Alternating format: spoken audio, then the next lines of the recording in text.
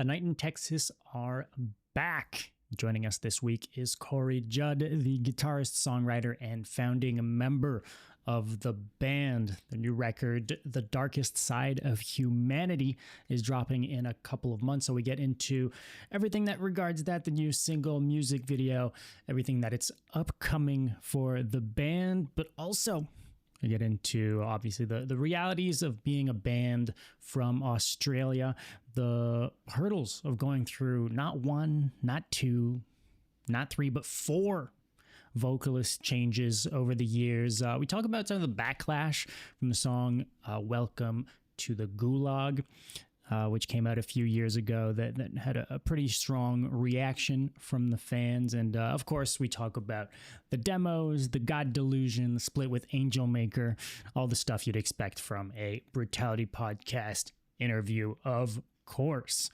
Before we get started, just want to plug two things real quick. We have a Patreon, patreon.com/Brutality Podcast, early access to episodes, member-only channels in the Discord, as well as being the first to know about any upcoming news regarding the podcast and upcoming guests. Also, we have merch. We have two awesome t-shirt designs. You guys can pick those up at indiemerchstore.com, either at the link below or if you search for Brutality Podcast over on the website. More on them later, as well as they are a sponsor of the show. Now, that's all I got to plug.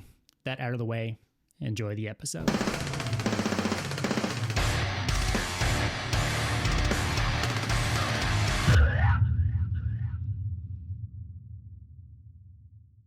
We haven't talked all that much, but we kind of go way back. Me and you. We do, man. Depths of Hatred Day. Man, Depths of Hatred were like, man, such an OG band. I remember like when we first kind of started trying to take the band a little bit seriously. I remember like coming across you guys like on, I think it was even back in MySpace. And I remember that first record, A Versionist. I think is a Versionist, right? Yes, sir. Man, I remember listening to that record and just being like, yo, these guys are so much better than us. Like we need to start practicing more. We got to, because I remember like even the production as well. Like I remember thinking at the time, I was like, damn, this just sounds so good. And like the riffs and stuff were just like perfect. So yeah, Depths of Hatred, OG to me. It's kind of funny you say that, because now we're gonna talk about this record that was mixed and mastered by Chris Donaldson, which is who mixed and mastered those first two record of ours, Versionist included. So. Right. Well, that's probably why it sounds so good.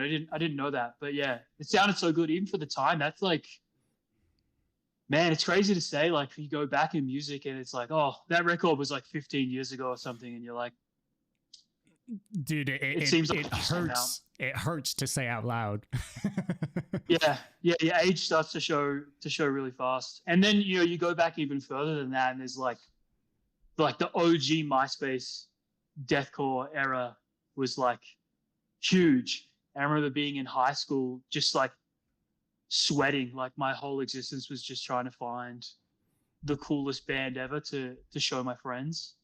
And it's so funny because I remember my friend, we were like in math class. This was in high school. My friend passed me his headphones and he said he found this band and he showed me this band, and it was like the sickest shit I've ever heard.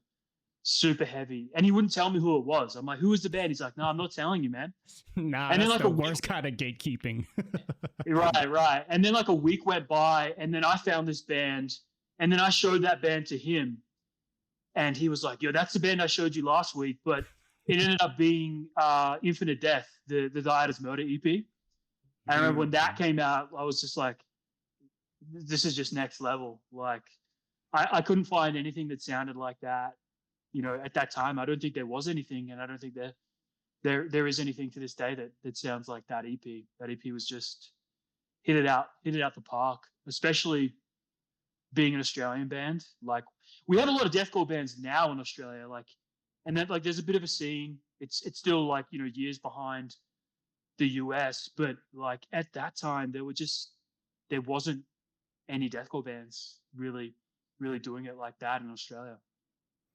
Yeah, I think that EP and the few bands around them at that time, I think really helped probably blow, and correct me if I'm wrong, but kind of helped blossom a lot of that, the style in general that was to come for deathcore in Australia as a whole, you know?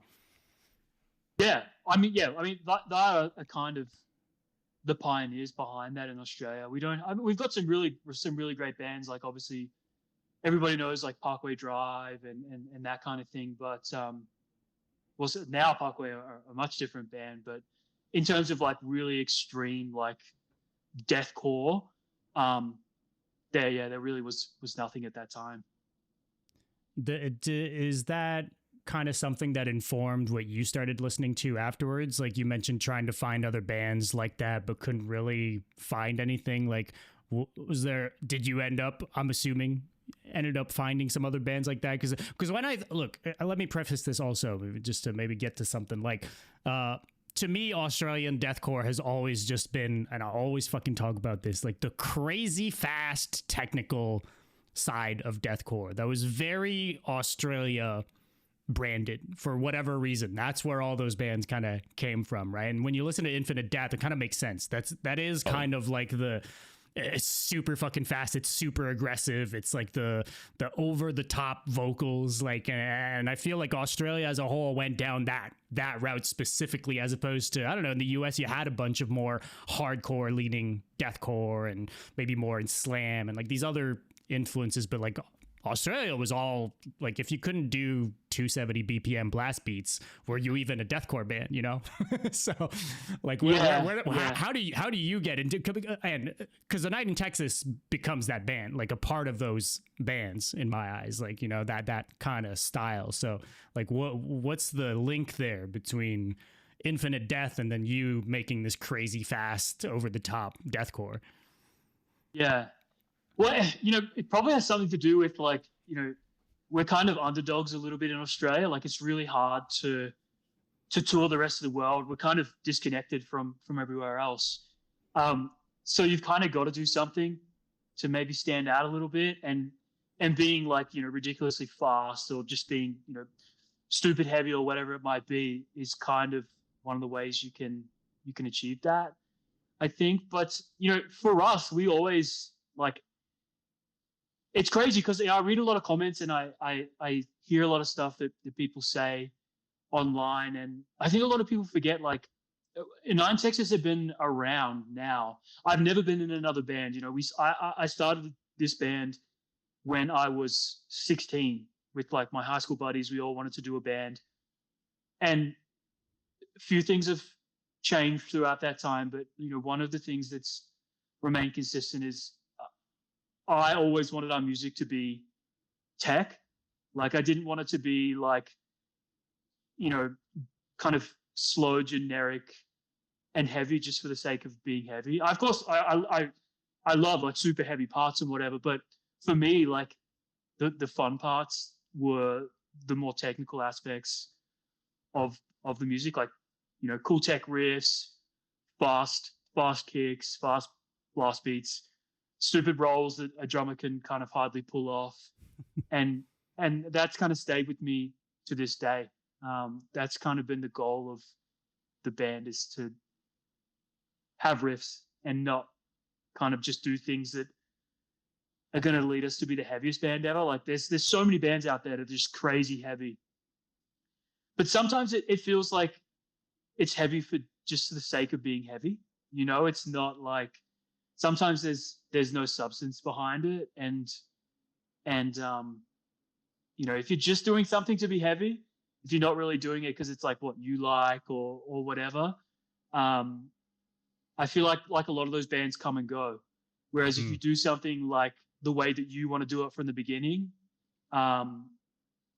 maybe I'm hoping you can have a little bit of longevity and a little bit more consistency, like with the sound between albums and all that stuff. So uniqueness, I assume, as well, right? Yeah, well, uniqueness. I mean, it's so hard for us because, you know, we've obviously had a lot of lineup changes, a lot of vocalist changes actually, and that's always kind of thrown a spanner in the work, like to the sound.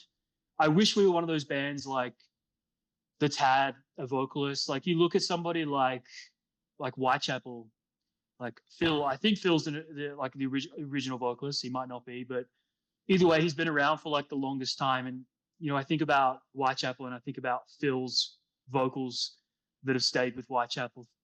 By every record, Phil's there, just like doing his thing, which he does really well. But it's like that sound is synonymous with Whitechapel. Whereas with us, it's like we've gone through lineup changes, and the sound, it's still screaming, it's still heavy, but it's like how kids are.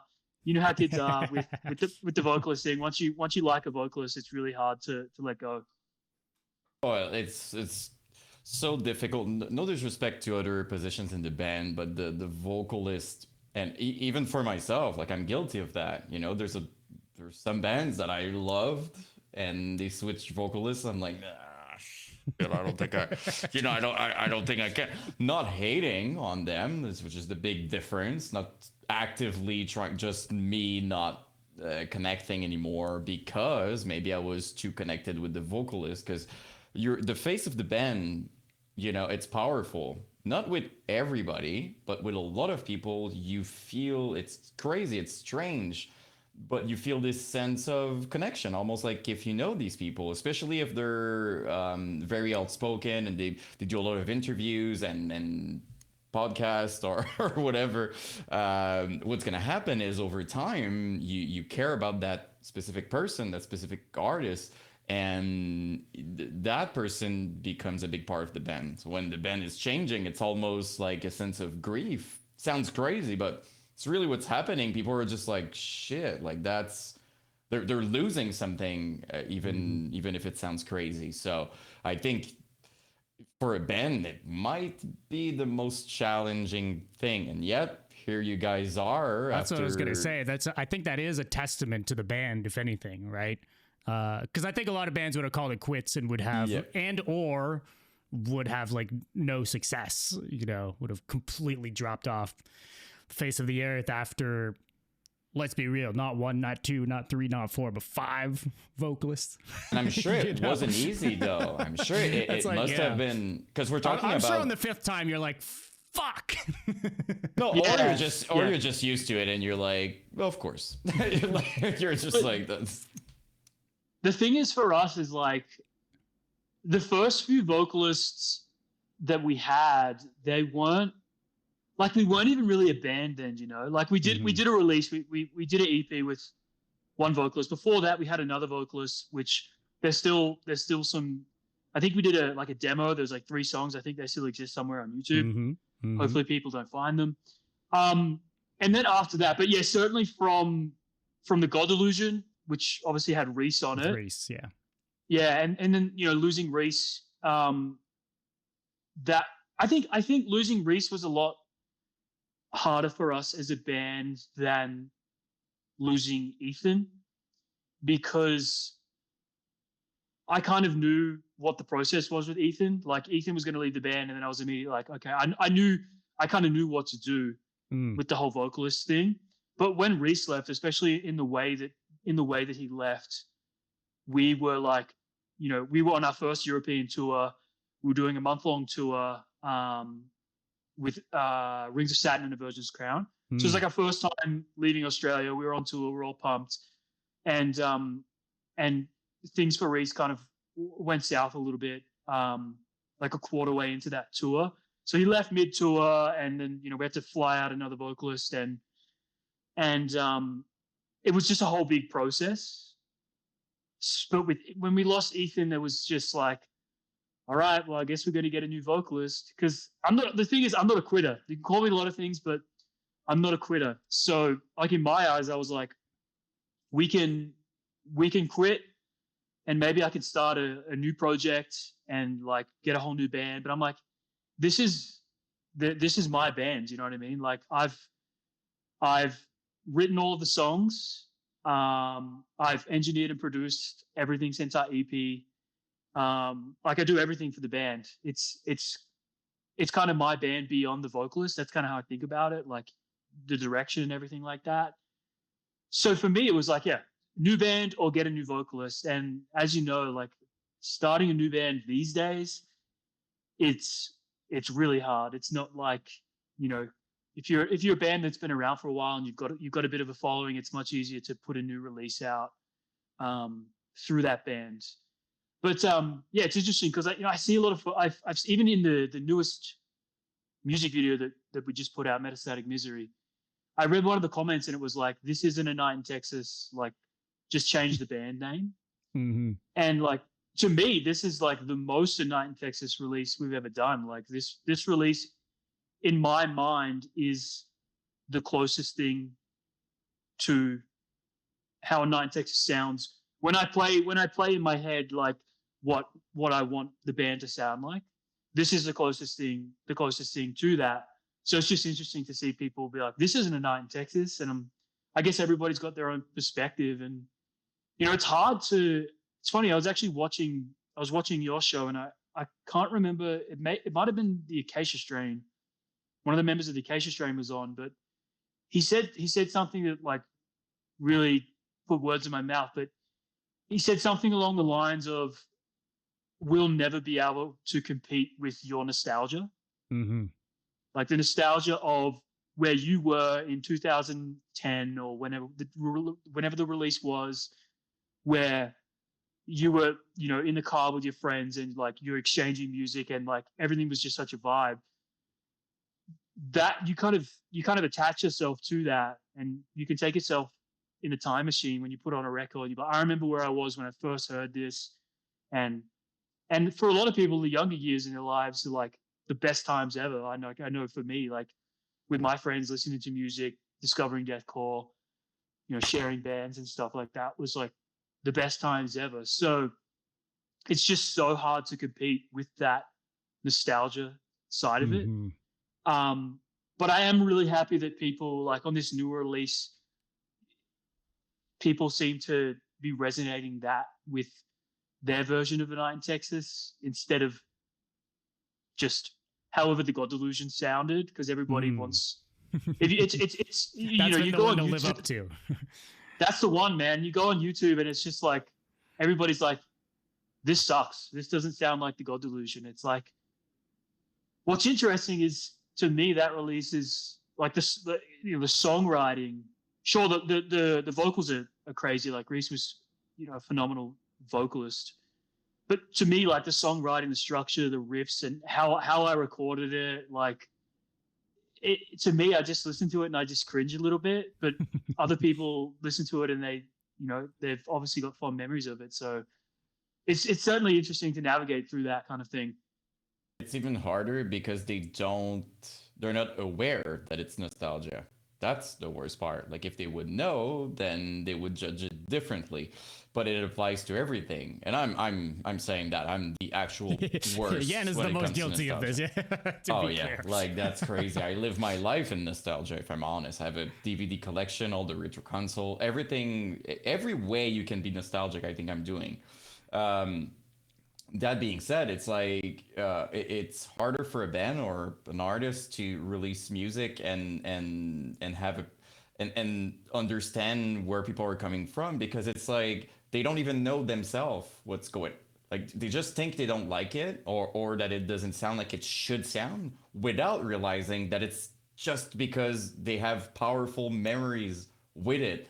You can, and as you said, you cannot compete with that. But if they would know it, maybe then they would give it another chance, or maybe don't. Like sometimes I don't, and I know it. But I'm just saying, how can you convince somebody that is not even aware of why they're not giving you a chance? Like that's even harder. In their mind, it's just like, nope, not it.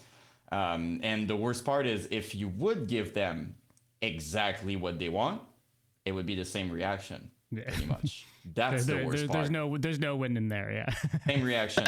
Even that's the truest part. Like, because there's riffs.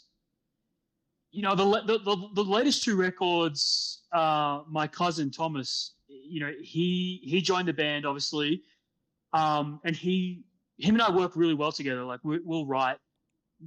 We'll have writing sessions, and he'll come up with something and I'll be like, I would have written that. Like that's so to me, it's like I'm still producing it. He'll come up with sick riffs and I'll be like, that is a night in Texas. And there's riffs that are very close to, how riffs are played on the God Delusion. Mm-hmm. Like very, very close. These riffs could have been on the God Delusion. And then like you put it onto another song and kids are like, this sucks. Like, I hate this. You should go back to the God Delusion. And it's like, this is basically the same riff that's on the God Delusion, like, and in some ways it's funny because production has gotten better and better and better. Like now the releases that come out now and some of the production that's on releases, I'm just like blown away by. Things sound so good. And even that's not enough to get kids to be like, this sounds better. Like the production is objectively better, but the nostalgia factor, man, you just can't beat it. And you would release something with the exact same production as before, the same one, exactly, same kind of riffs, same sort of breakdown, very similar vocals, and people would be like, that's not it. I can promise you that they would be like, it's not the it. Production is dog shit. Meanwhile, it's the same thing as the thing they love. And I got to point out too, like it's weird being in a band also and having the relationship that you have with the music, because obviously you don't have the same connection with, let's say, the God Delusion as a fan does, right? Because you've heard it a million times. You're in another space musically. You've written so much since you went through specific things doing it. Sometimes you could hate the record just because of the fucking vibes, during recording or whatever the case may be. Maybe you were going through a bad breakup. I don't know, right? But like even as the writer, you become emotionally attached in different ways than the fans do. So it's always hard to try and also parse that. Like it's kind of just accepting the fact that like there's never gonna be like a one-to-one between like you're writing this and you're feeling it a certain way. It's never gonna translate the same way to someone else. But that's like, I guess the only way to really look at it is to just do your thing and whatever, and then hopefully it just creates new memories to new people who this new record, let's say, becomes nostalgic to them, and hopefully just enough people from the old fans also aren't, because it's not like everyone is overly nostalgic and never enjoys a second album from a band. Like that's also not the reality, but it is a weird a weird thing when you start thinking about it too much. Yeah, and I think like the most successful bands do exactly what you just said, right? It's like they've got all these fans and maybe they had an album that was really great and everybody's nostalgic over it. And then they create another album and people create those memories and attachments to that album. Yeah. And if you can do that successfully, album back to back, I think that's like, I guess that's the epitome of a successful band, right? Being able to do that and create those connections for people. Because a lot of this stuff is subliminal, right? People don't know why they connect to things and why things resonate. But yeah, for me, I struggled for a really long time to even listen to the God Delusion because of what happened with Reese. Like I was so bitter about that for the longest time. And I just couldn't even listen to it because it was just like, it just gave me the ick. Right. But I mean, within the last couple of years, there's been a few times where I've like got into the car and cranked it up loud and been like, this is pretty heavy. Like I can see why kids would like it, like, like this so much and why kids are always in the comments talking about it.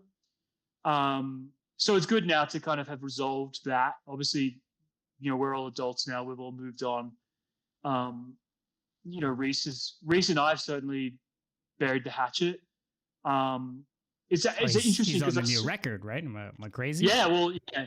It's funny. We haven't really said anything about that, but yeah, we kind of buried the hatchet a few years ago now, and I thought that would be a really good opportunity to show people that there isn't any bad blood there, because a lot of people take, like, when especially a vocalist leave the band, like a lot of people take sides. It'll be it really quickly turns into like me versus the band.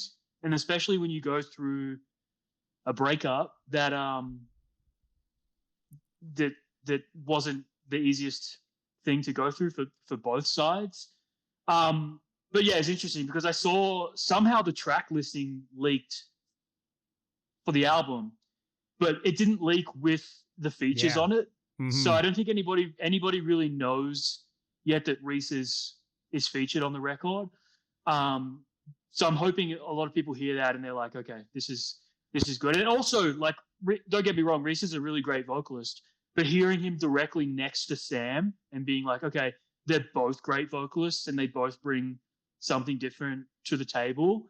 I think that, well, I'm hopeful that people, can look at Sam and go, okay, Sam is a good vocalist, because he really is, and it's hard to. He's fucking cracked. Let's be real. Like, yeah, he's good. And good. Sidebar, you're fucking the three-peat of insane vocalists you've had back to back is something in itself. Like, you guys haven't had these three past vocalists have been fucking insane. So you guys are also, like, I don't want to say lucky, but there's something there as well. Like, it's, at least for me, it's hard for me to see any of these last vocalist changes and listen to a track and be like, it's not it. And like, dude, objectively, like, Sam sounds like a mini fucking Ben Dewar. Like, he's cracked, so. Yeah. It's just hard, like, managing that transition. And especially because, we released a record, was it 2025? 2024? Yeah. Digital Apocalypse. We released that record, and I think Sam sounds fine on it. But that record didn't hit hard. People didn't catch on to that record. It didn't do well commercially. To be honest, the label weren't happy at all with it. And I could see that. There was a lot of things going on in that period when, we were writing for the album and it coming out. There was a lot of things going on that kind of led to it not being, in my eyes, it's certainly not, our best release. But it really was, it did really lay the groundwork for this new record. And I think that's going to show a lot when people hear it. Like, you can see we're still the same band, but it's a little bit more refined. There was some tweaking that we needed to do, and I think the God Delusion. I think Digital Apocalypse, like, provided us with that opportunity to tweak things a little bit, figure out, like, exactly what we want to do, and then because it didn't do well commercially, the label weren't stoked. Thomas and I, when we were doing the writing, we were like, really, this has to hit. This has to be good. We want to make it good. So we were like, not angry, but being able to attack something with some conviction, I think really is helpful sometimes. Because lit a fire under your ass a bit. Yeah, like, you want to prove people wrong, and you want to be like, no, like, this band that we put so much effort into, like, we're capable of producing something that is good and that will hopefully stand the test of time and that people can listen to and connect with, So that's our redemption story. This new album is our redemption. I think what I'm hearing, like, since the beginning of the conversation, is comparison tends to ruin everything. Like, the earlier, earlier we're talking about bands back in the days that were it was a contest to be the heaviest band, and to be fair, I think 99% of the bands kind of participated because that's what it was. But to be timeless, if you make something to beat another band or to be the best at that moment, you're kind of setting yourself up to, you're going to fail probably, or even if you don't, maybe that material, that specific album won't do super well. So that's why I'm saying comparison, it comes from a place of, oh, we're going to be heavier than them, oh, we're going to be that compared to them, and let's be honest, it very rarely end up being the best material you've made, because it's not it shouldn't be that way. It should be like what you genuinely want to do. And you can have a goal being like, let's make the heaviest thing possible. It's fine. But I'm just saying, even in the context of you guys releasing something, the moment, even if it would be your best material to date, if you compare vocalists, like that's, yeah, it's going to ruin everything anyway, because that person can be a lot of things, but cannot be the vocalist you want. It's not the same person. It's like a movie sequel with a different actor. If you start comparing, it's gone. Like, it's a different topic, because I think in movies they just shouldn't do that, period. But in music it's doable, and we've seen that plenty of times. Even like big bands from back in the days, they're even like back freaking 80s, 70s, sometimes they would it would be difficult, but it would make a transition, and it would work. So I guess what I'm trying to say is comparison, I think, is ruining everything.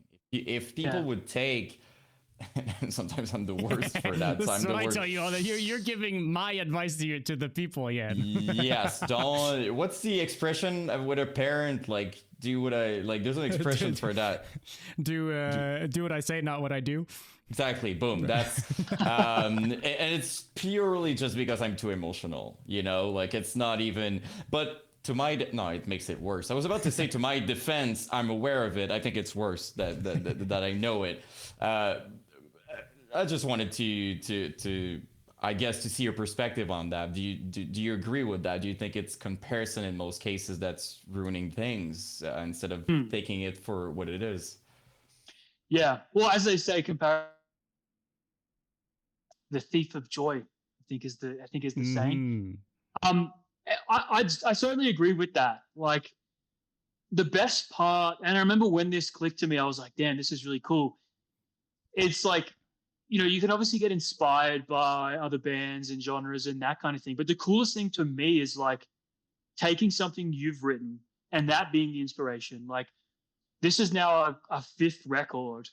And it's so cool because like when I'm writing with Thomas, I'm like, I'll show him something like an idea, like a transition idea or something. I'm like, and I'll say to him, oh, we did this on population extermination. And I can like use the band's prior work as the reference. Yeah. Tools in your toolbox, and you pick which one fits the situation best. But I think like, you know, that is like, you know, using other bands as inspiration or competition or comparison or whatever it might be. And I don't know if that's ever going to really end well, because you see bands that kind of ride that wave and then, you know, it ends pretty quickly. I mean, look what happened.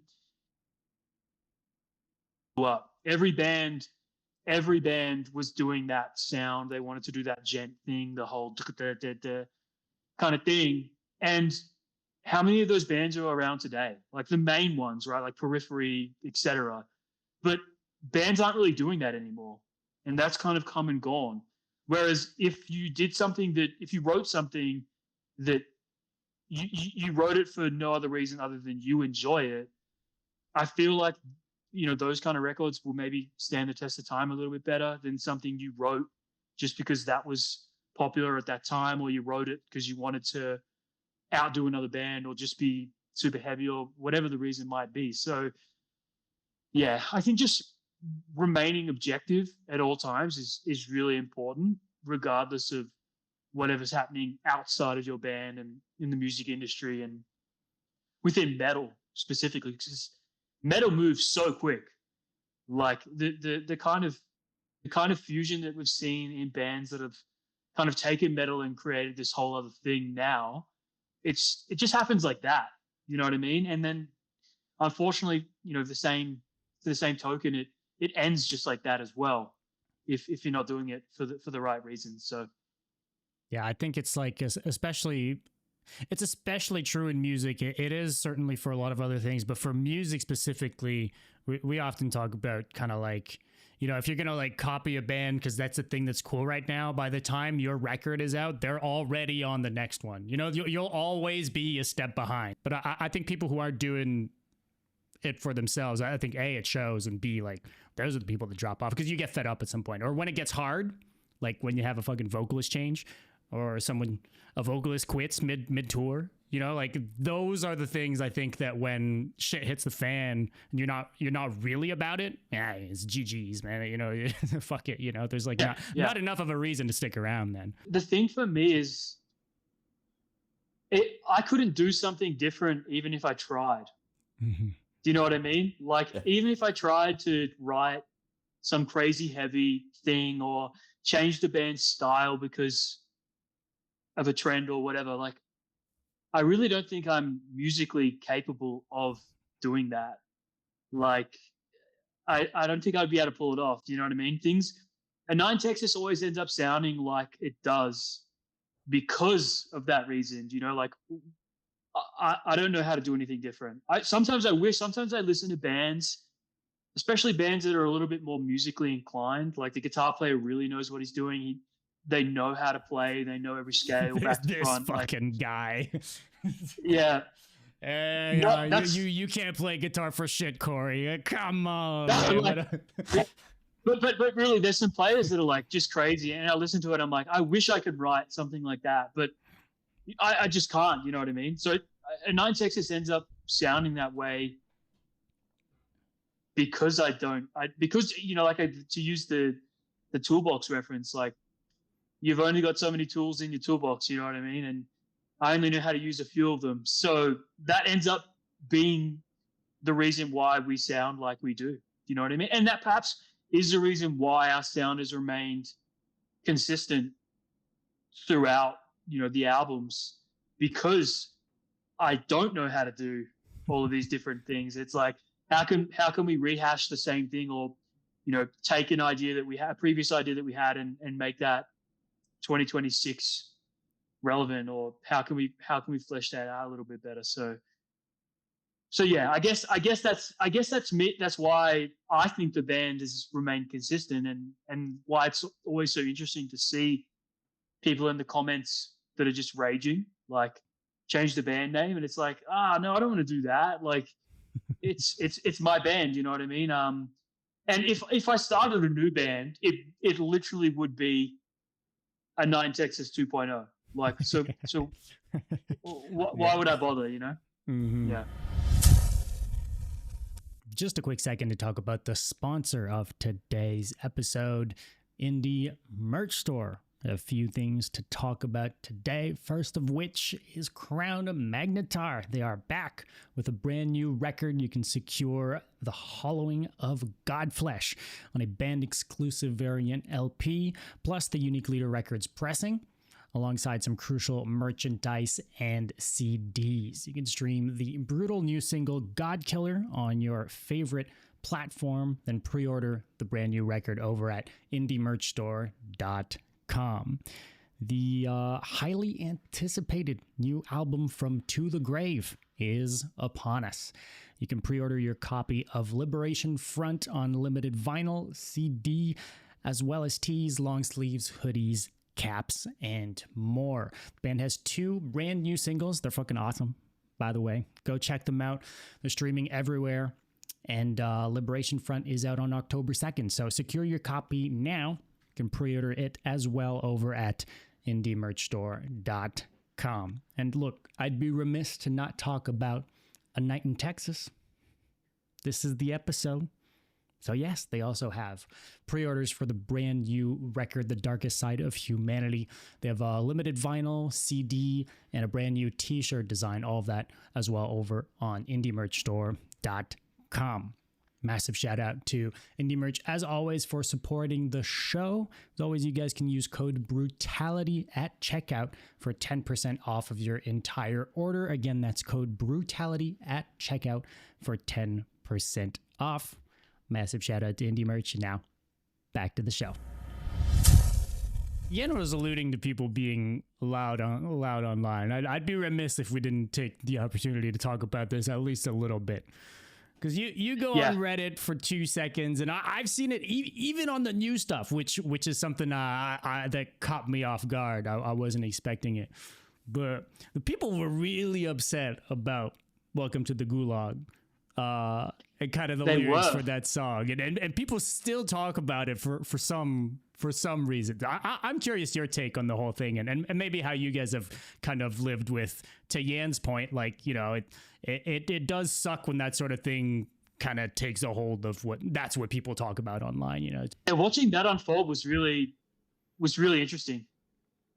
It's, you know, the internet is just a really wild place. And the internet is also where a lot of people go to air their grievances about things and how they feel. And oftentimes they say things and act a certain way that they definitely wouldn't act in real life, like face to face. You know what I mean? And when you get into that side of the internet, it's like, is any of this even real? Like, do these people that are so loud, do they even exist in real life? And if they're not going to say these things to your face, it's like, am I really even going to listen to them? But Welcome to the Gulag specifically is like, you know, it really is the first time the band has ever taken a political position or anything that resembles a political position. And, you know, in that song, you know, to me, that song more than takes a position, but it just kind of points out the irony in politics and how a lot of it is ridiculous on both sides of the political spectrum. You know, the left, especially in the US, but increasingly so worldwide, like the left really do have some fucking crazy, stupid ideas that just don't apply to the real world. And you can say the same thing about the right. But people only really saw the irony in what we were saying and applying it to the left. And, you know, some of the comments I saw were just crazy. Like, we dropped that song, and then, you know, I saw people saying, I can't believe they would release this. Like, it's Pride Month, you know? And I'm like, first of all, I didn't know it was Pride Month. I don't set the release schedule, nor does that song attack, you know, or even come close to attacking, you know, the gay community. So it was really interesting seeing people take that and really run with it. And the craziest part about it all is, like, if we just had a conversation about it, like if me and that person on Reddit who's posting that thread calling us Nazis and calling us bigots and saying that we're attacking gay people for releasing the song in Pride Month or whatever it might be. Like, if we actually my favorite one is that you guys are a MAGA band, which as an Australian band is funny to it's funny to think about. It's so hilarious. I mean, we've all got our political views. Like, you know, we've all got them, whether they're right or left. And within the band, they might stay the same. They might not be different. I would say, you know, us in the band, we don't really care too much for politics. Like, we're not, you know, in support of the left or the right. I would say that, you know, me personally, I was always, you know, center left leaning. And I'd say that that's kind of changed in the recent years. And the other band members, it's probably the same thing. We're probably a little bit more right leaning now. But that doesn't take power away from anybody on the left. Do you know what I'm saying? It's like, I mean, you look at the US, where our biggest fan base is, and they've got a conservative leader. Trump's president. You know, he got the majority vote.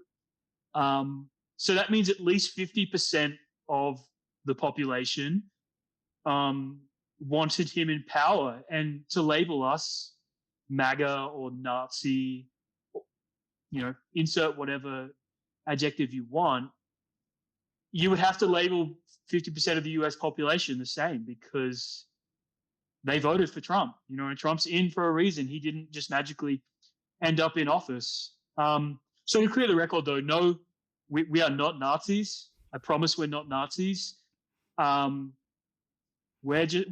actually, you know, relatively chill dudes from Australia. And like I said, if I had this conversation with someone on the other end of Reddit, they would probably leave the convo being like, that guy's not so bad. He might have had one song that I thought was a Nazi song. but he's okay. He's okay. But unfortunately, you don't get the opportunity to have those kinds of conversations because, like I said, often the people that are making those kind of statements online are just NPCs. Like they don't really exist in real life. They wouldn't present that's themselves. Yan's word. Yeah.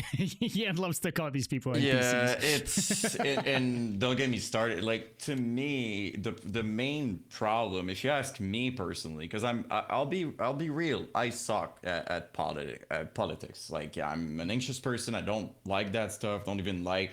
To me, politics is let's choose the least of all the bad options. To me, that's politics. Let's choose like the least worst. Like that's how I would, with my terrible English, put it. But the main problem is division. It's crazy to me. We're supposed to be able to talk about anything, anytime, respectfully, and you would think that's what's happening, and yet, like, it's crazy. Like, it's a rare thing. If you ask me, there's no such thing as on the left and on the right. Like this, for me, that's the stupidest concept I've ever seen in my life. It's people living life. Everybody's is kind of in the middle, and online, all we see is the extremes. But let's be honest, extreme on one side sucks, and extreme on the other side sucks just as much. Like, but real people that works jobs, so therefore they don't really have time to be online and be these people. Well, they're kind of in the middle. That's the reality of it. Like all we see is the extremes, and it's just like, oh my god, what's happening in the world? But if you take regular people, just go outside and talk with people. It's very. I don't even think I came across people like that, and thankfully. But it's, to me, the whole concept is stupid. We should be able to just talk. Like what, even if, let's say today we're on technically opposite side, which even that to me sounds crazy.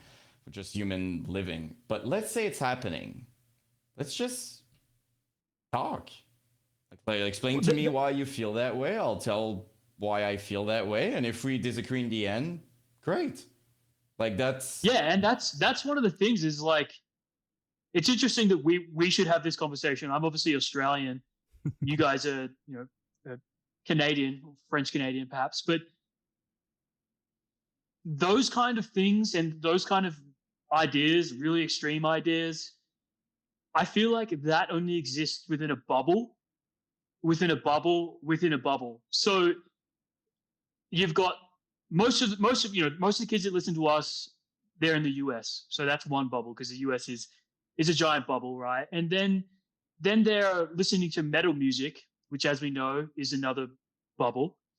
And then within metal music, they're taking a political stance, 3 layers into a bubble. And it's like metal people in general, traditionally, metal people kind of stick together a little bit. I kind of always thought, do you know what I mean? Like, because metal isn't the most popular music, it's not the coolest thing to listen to. Like, you kind of have that in common, and you find out someone else is a metalhead, and it's like, oh, we could be friends, right? Just based on that alone, it's like, okay, you like metal music, so do I. That's enough for us to blossom a friendship here. But like I said, you just don't have. There's no.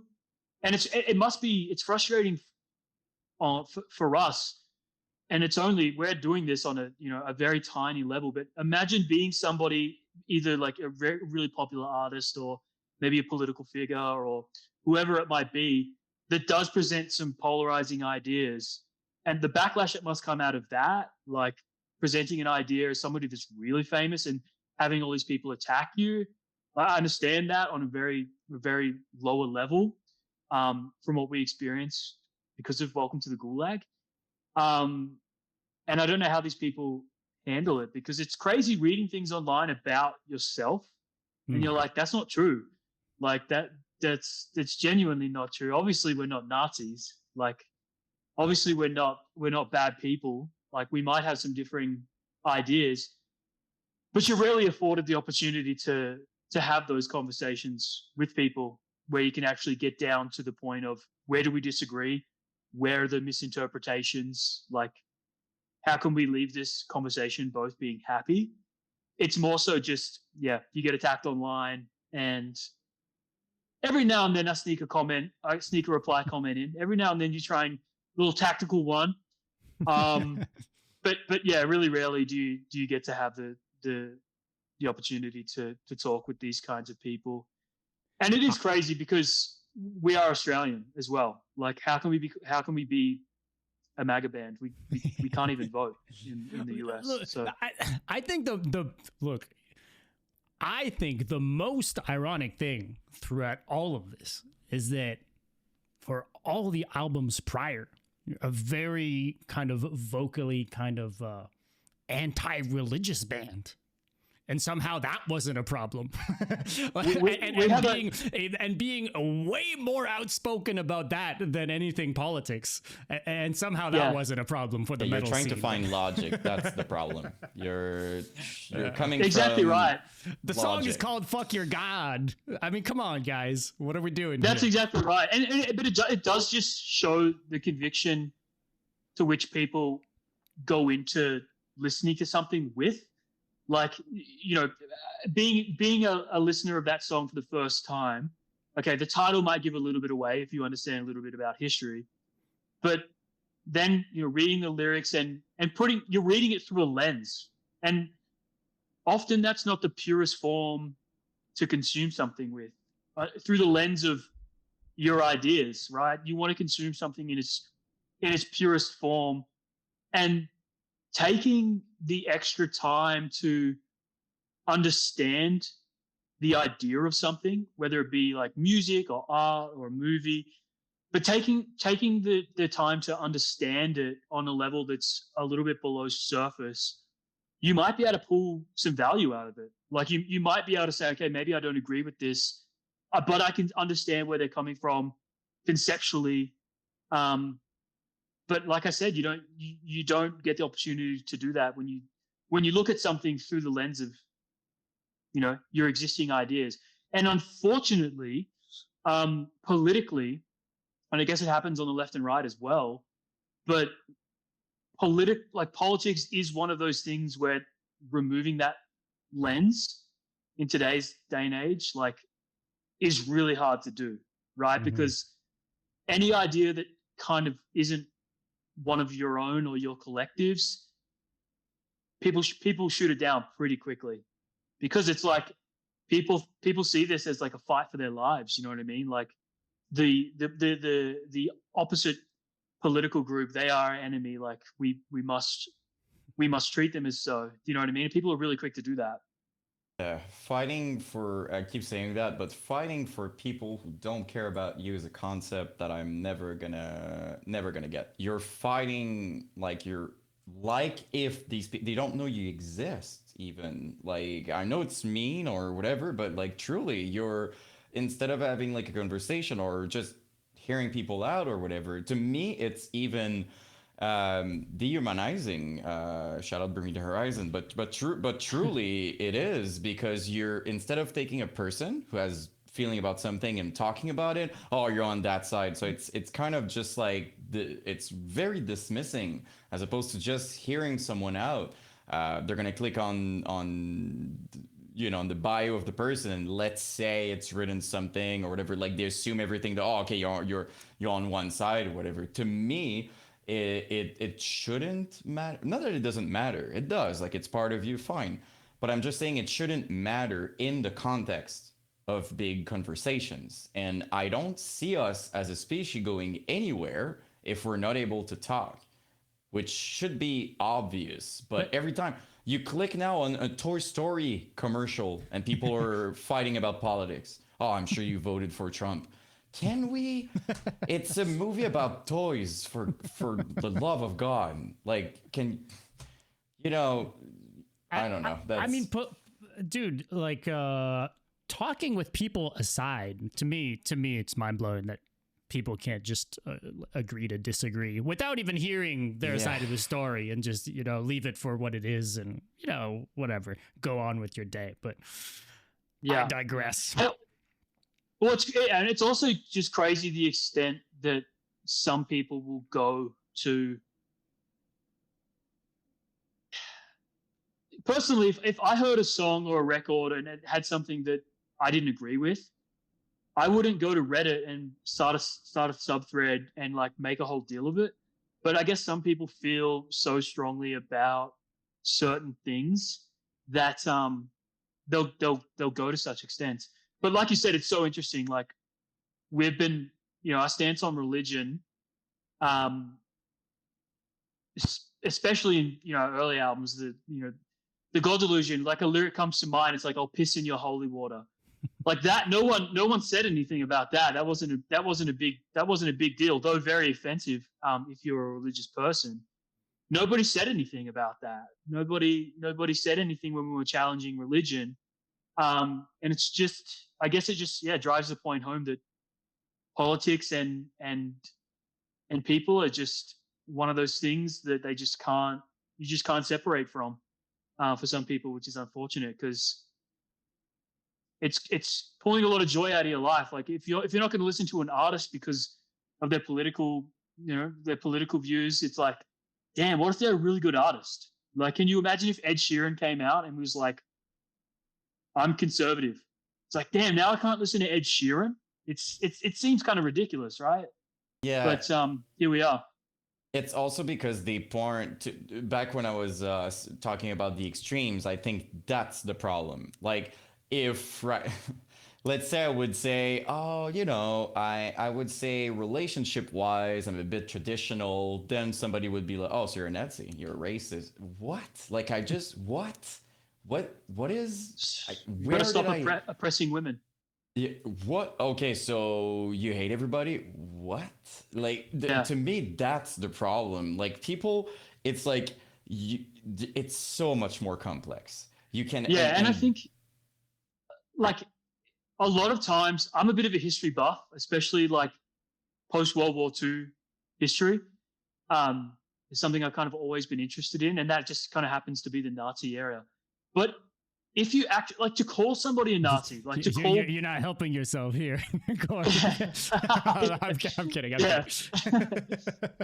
That's hilarious. But to call me a Nazi, in my mind, that actually just minimizes what Nazis actually did and who Nazis actually were and what they actually believed, right? Because the beliefs that the true Nazis have, I think a lot of these people would be surprised if they read a history book. If they read the Gulag Archipelago, they might understand the difference between a modern day, what like they would label a Nazi, and some of the things that actually happened in our history. History is brutal, right? History is brutal and history is violent, and some of the things that we see happening today don't even come close to things that have happened in the past, yet people are too quick to liken those two things, right? So I just think it's interesting. Yeah, and again, like it's dismissive, and instead of just, to me, I'm just going to speak for myself. For me, the very moment you attack the other person personally, you lost the argument instantly. The moment you go to an attack or so you're this, you don't believe in your own arguments. Yeah, exactly. If you have to attack the person, well, you probably didn't have a very strong argument to begin with, right? Like, so yeah, it's an interesting world. It's an interesting world. Can you imagine in court? It would work like that, like a lawyer. Yeah, but look at your style. What? Like, you know what I'm saying? So, to me, and yeah, that's how most things. Of course, we're talking about the internet, right? Like, is it like a good?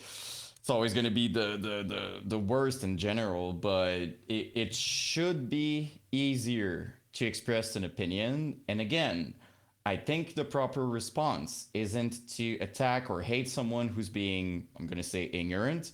I think we should educate, not to sound patronizing or that I'm better by any means. I'm just saying, if somebody's saying something super wrong, I don't think the proper response is to attack with all the media and be like, that person is this. I think we should just give the person the chance and be like, hey, maybe not the best thing. But that also falls on opinions, right? So it's just, that you said, it's not to be patronizing and not to, but everyone kind of thinks they're right. So it's kind of like, you'll never win on, Yeah, that you're right, but I really meant in the context of you're clearly attacking a group of people, for example, like that I would be like, because I don't see a world where you should do that ever.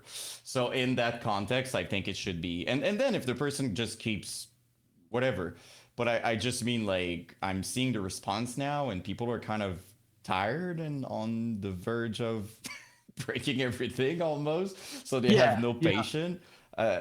I don't know if you probably saw that as well. Like if you go online, it's like people have it's like extreme reactions all the time. So it is like that. And to me, like, I just find it interesting to like observe how these things unfold, and it's just so crazy seeing how different people react based on their views. I mean, if you went back in time, I don't know what year Rage Against the Machine dropped. What's the name of the song? Fuck you, I want to do what you tell me. Killing in the Name of. Yeah, Killing in the Name of. Okay, such a good song, but it also is like a pretty. It's not exactly a conservative song, right? It's not exactly something that aligns with those kind of. In fact, I think it's directly going against those values. It's quite a liberal. It's a liberal song, and I know that band have a liberal stance as well.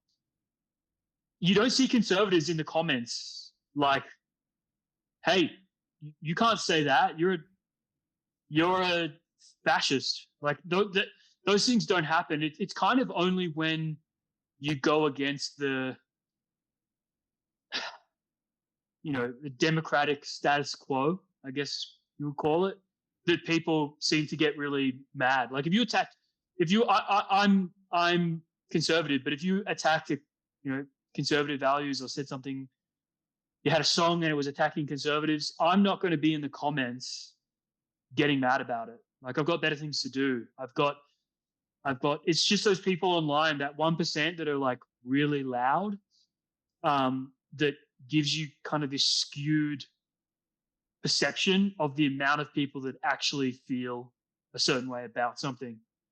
So it really just is a one big social experiment to see kind of how everybody responds. We're in a simulation, 1,000%. We're definitely living in a simulation. None of this is real. Just go on the road and look at people driving.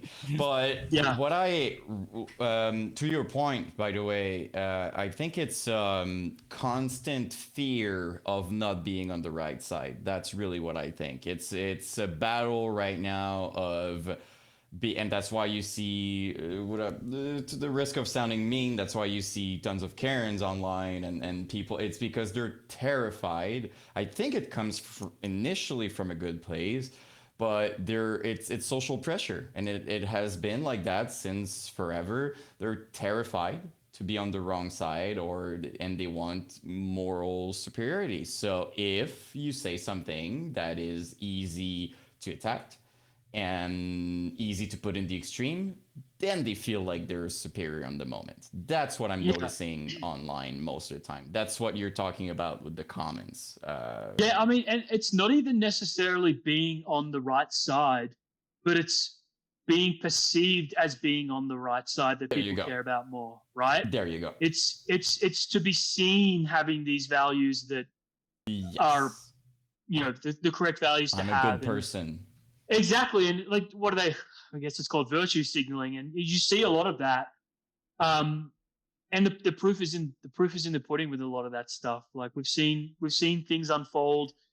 It's funny. I'm a big scroller of reels on Instagram, and I always come across like some crazy ass reels. But one of the ones that sticks out to me the most is like people at immigration rallies. They're rallying for better immigration policies for their countries, and somebody will go over and ask them, we're taking signatures for people who will take immigrants into their homes because these people have nowhere to go.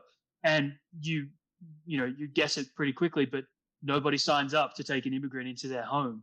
So while people will do the easy thing and they'll happily ride the perception to be seen as doing the just thing and the right thing, but when it comes to the point of actually doing it and staking something from your own life on following through, people rarely do that. And unfortunately, the internet is where you see a lot of those things unfold, because making a comment about something is much easier than actually doing it in real life. So people want all the points, people want all the brownie points, and they want their cake and they want to eat it, and then they want to have another one, the second one in the fridge, and they want to eat cake all day. But so that's again, I guess it just comes back to irony, doesn't it? Yeah, I think it's also and I love that our conversation, by the way. To me, it's the pointing fingers is also the problem. What people fail to understand, in my opinion, is you can always do that. Let's say, and I'm not against people being vegan. I admire it, really. But let's say you're a vegan. I guess you could tell somebody who's eating, you could make people feel guilty because they're eating meat, right? And then I could go and be like, okay, so where did your shirt come from?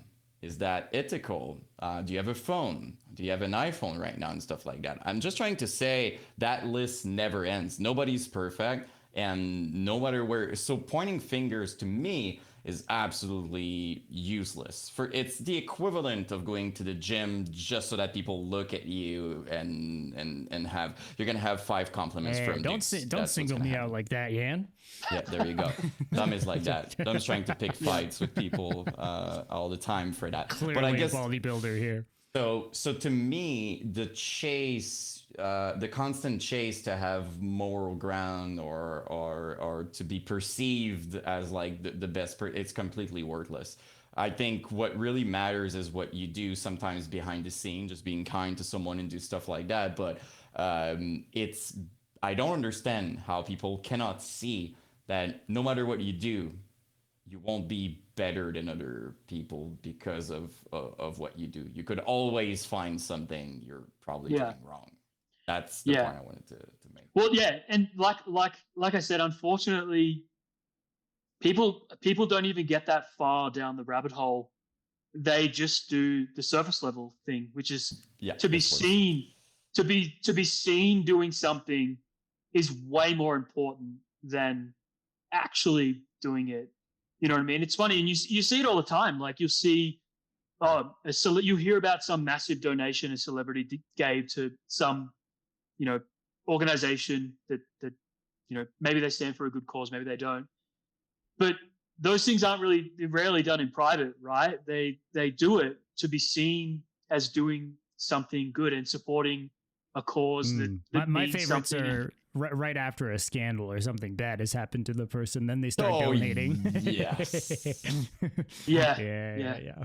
Not even trying to make it. We're not hiding anymore. No. I think the band's going to need to start some kind of Free Palestine GoFundMe on the back end of Welcome to the Gulag. We got to do something. We got to do something right. Yeah. Hey, an equally conversational topic here. What do you think of the state of deathcore right now? Very controversial tonight. That's I'm actually seeing a bit of resurgence in deathcore. Like it's coming around again. It's coming around. That whole, the Bring Me the Horizon re-release. We've got some bands that are like, we were talking about Whitechapel earlier. They obviously, I fuck heavy with Whitechapel. I love Whitechapel. We've toured with them. I've seen them play live a lot. They're a super tight band. Like they're the best. They're the best at what they do. And obviously they went down a rabbit hole. They did the clean singing thing, and that's off of school too. But then on their latest record, like it's just like balls to the wall, heavy Whitechapel. And now, like I think that album was the best received that they've done in years. Like I think they're bigger than they've ever been. Yeah. right? And kids love it. And like I said, the Bring Me coming back. There's some heavy bands right now that are just like, I think deathcore's in a good place to answer your question. I think for a while there it was shaky, like things. It wasn't the kind of popular thing within metal to kind of listen to, but now there's some really good bands coming up, like bands just like world class bands, like Shadow of Intent, for example. They're a prime example of like a deathcore band that are just like taking it to the next level. And there's a few bands like them that are kind of doing their thing at the moment. Like I guess you call the next wave of deathcore bands that are starting to pop off. Obviously, Lorna Shore goes without saying. Lorna Shore too, I guess they played a massive role in pushing deathcore to that. They're like, like stadium level almost now. That's like crazy. They're fucking, they're huge. You never would have thought, right? So there's some bands out there that are doing deathcore justice, I think. Did you what do you think of? I kind of touched on this earlier, but this kind of dying breed of what is the technical side of deathcore that's seemingly disappeared. Yeah, it's crazy because I listen to bands and I'm like, God, it's a deathcore band, but I'm like, this band is just so much heavier than my band and like my idea of deathcore. And I like the heavy stuff. It's a time and place thing. Like I don't want to listen to it all the time, and that's why like I mentioned like Shadow of Intent and Lorna Shore too, because they're really good examples of deathcore bands they're technical. They have really cool riffs. They're heavy when they need to be and super heavy when they need to be, but they haven't lost that traditional element of deathcore, like blast beats, sick riffs, 300 BPM, double kicks. Minimum. Yeah, I mean that's deathcore. Like to me, that's what deathcore is. It's almost like the bands that go really heavy and they don't have those kinds of traditional deathcore elements, that maybe they get closer to like slam and beatdown and like those kind of things, which just like straight up heavy breakdowns. I think those kind of bands, are maybe moving a little bit further away from deathcore as we know it and into maybe their own thing. I don't know what. I'm not a subgenre kind of guy, but I don't know. I don't know what you would call it. Certainly, I think now there's some subgenres under deathcore that make sense. Like the biggest one, like I mentioned Lorna Shore. I guess what would you call them? Symphonic deathcore, blackened deathcore. I don't know. Yeah, but that would be whatever that is. Yeah. Yeah, whatever that is, right?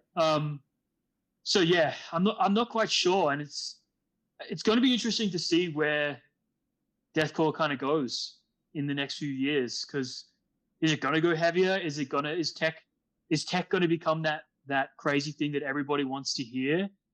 And for me, like as a song, like when I'm writing songs, now all I really care about, I'm thinking like, can we play this live? Like I'm thinking when I was younger, I'd be like, we write drums and whatever, and I'd be like, yeah, the drummer, he'll work it out, like he'll figure it out. But now I'm thinking like, do you reckon the drummer can pull this off live? Like, can I pull this off live? Can I play this tight live, and can I play it with another guitarist? And if the answer to that is no, then maybe we should reconsider the part. And that actually leads me to another topic. I listen to so many deathcore bands, and I'm just thinking, yeah, this is cool, but can they even play this?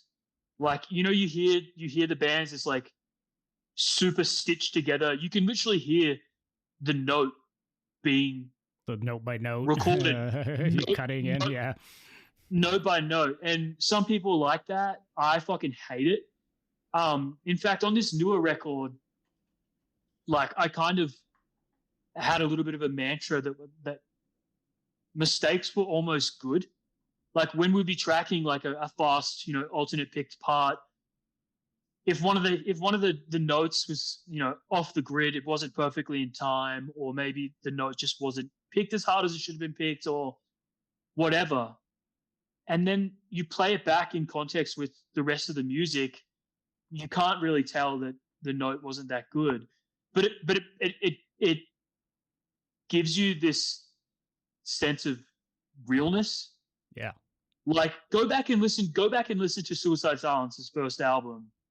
Like they recorded that live. The guitar it's played really tight, but it's a live performance. Like everything's not edited to the grid. It's like gritty, it's raw. Yet it is the heaviest fucking thing that is. I still don't know a record that's heavier than that first Suicide Silence record. And everything was tracked live. Like it's a little bit all over the place, but that's part of the charm. That's part of what makes it. Yeah. You lose when everything's edited really tightly. Like you lose that element of grit. You lose that. It's not tough. It's not tough to edit. You know, it's not tough to edit trem picks to the grid. It doesn't sound tough, you know? So on the new record, that's definitely something I embrace more. And I'm really glad that I've come to that consensus. Is that kind of in retaliation to maybe how you've used some previous records? Like I feel like there's some sort of, maybe you Absolutely. feel like you've gotten overboard on the other side on certain records? Well, that's what I was saying about the God Delusion earlier. It was like, I engineered that record. I knew what I was doing, but I certainly wasn't a very good engineer then. I didn't know how to listen for what I wanted as much. But now I can listen to something and go, okay, that's how I want it to sound. And also like, you know, knowing how things are going to turn out in the mix a little bit more, like knowing what's possible to fix in a mix is really helpful, because if you know that it can't be fixed in the mix, then it's like, all right, we got to redo this part because this isn't going to be able to be fixed. Well, to your earlier point, not even necessarily a fix, but just how it's going to sound in context, right? Like obviously if you're listening to a fucking soloed vocal, it's probably going to sound dog shit compared to when it's in the track. Like you know, it's just being aware of that context and how it's going to sound different once everything's actually polished, right? Exactly. Yeah. And I guess that comes a lot to maybe knowing in your head, like how you want it to sound, right? Like you can't, it's really hard to put something together when you don't have a vision for it, or when those visions clash. So I've been super lucky with A Night in Texas because I've written everything. You know, the last two albums Thomas and I wrote together, obviously. You know, prior to that, I wrote and recorded every single thing. You know, our previous guitarist, I don't think he even recorded one single note on the God Delusion, the Split EP, Global Slaughter, or Divine Dichotomy. I could be wrong on that, but so I've got complete autonomy over how I want things to sound, and that can be a really good and a really bad thing. But what's even worse than that, and you hear it a lot in bands, is when two members, they've got ideas of what the band should sound like, but those things don't quite line up between the members. So you'll have a part that's like a beat down part, and then it'll go into like a riff, and it'll go into like an ambient part, and you're like, there's no cohesion, no glue, right. And I saw that a lot because, you know, for the longest time I was working as a recording engineer. I was recording a lot of local bands. I was working with a lot of bands, and you could basically see from the get-go how a project was going to turn out based on how the members were like interacting with each other. Yeah. Yeah, like the best projects that I've come across is like when there's like one person that has a really good idea, and then if they've got somebody that's like the vocalist also has a really good vision, but he doesn't play around too much with like the music side of things. Yeah. The song, he's like really good at lyrics, and he knows what he wants the themes to be about, and conceptually they can tie those things together. So I've been really lucky because I haven't had anybody to battle with on ideas. And that's why I think maybe the latest records turned out a little bit different, because Tom and I work really good together. Because first of all, if he writes something that's like shit, I'll just say it's shit. Like this isn't good, man. This isn't one of the things I've tried to like adopt from early on is like, there's no feelings don't have a place in the studio. Do you know what I mean? Like the studio is a place where you go to attack ideas. Like if somebody attacks an idea that you have and you get offended by that, that's a no-no. You should be able to challenge ideas back and forth. I think, just to your point real quick, I think even the best kinds of vibes that I would want, like in a band, would be that, let's say one of your friends is in the studio, right? Not even in the band, and he or she has an idea and it's great, just take it. It's cool. Like just go with it. Like that's how I think it should be. Like, except if it's terrible, but or just include it because it's funny. But I just mean, like, I don't think it should ever be about who came up with it. Like, even if an album is mostly, and I'm sure it happens sometimes, it's like this album is more like this person, that's where most of the ideas came from. Who cares? Like, I don't think we should be too attached to each idea. Oh, that's my riff is going there. Like, you can be proud if you want, it's fine, but it should just be about what works, what makes you laugh because it's too heavy, what's cool in the songs. And if the producer or someone that just passes by, or you order a pizza and the freaking guy delivering it had an idea hearing what you did, like, if it's awesome, just why not? I don't know if you share that perspective. That's always how I saw it personally. Yeah, I mean, if I'll take any idea, any good idea, it works. Good idea. Yeah, I mean, if it works, that somebody throws at me, because like you run out of ideas really fast, and that's actually why, like, you know, again, coming back to the new record, but you know, this is traditionally how we would work is, you know, I would write the songs on guitar, and then I would program drum MIDI, and then I would send it to the drummer and be like, this is the parts, and then we would record the drums. And the drummer generally like would kind of just do whatever I programmed. Of course, you know, they do the little drummer things, and add in a little bit of things, maybe a splash hit, I don't know. And that would be it. Those would be the drums. But on the new record, our drummer Chris, Chris, our drummer now, he was actually a past member of the band. So he was the drummer for the God Delusion cycle, and then also recorded the drums for Unholy Alliance, the split EP we did with Angelmaker. So he's an OG member. I consider him an OG member.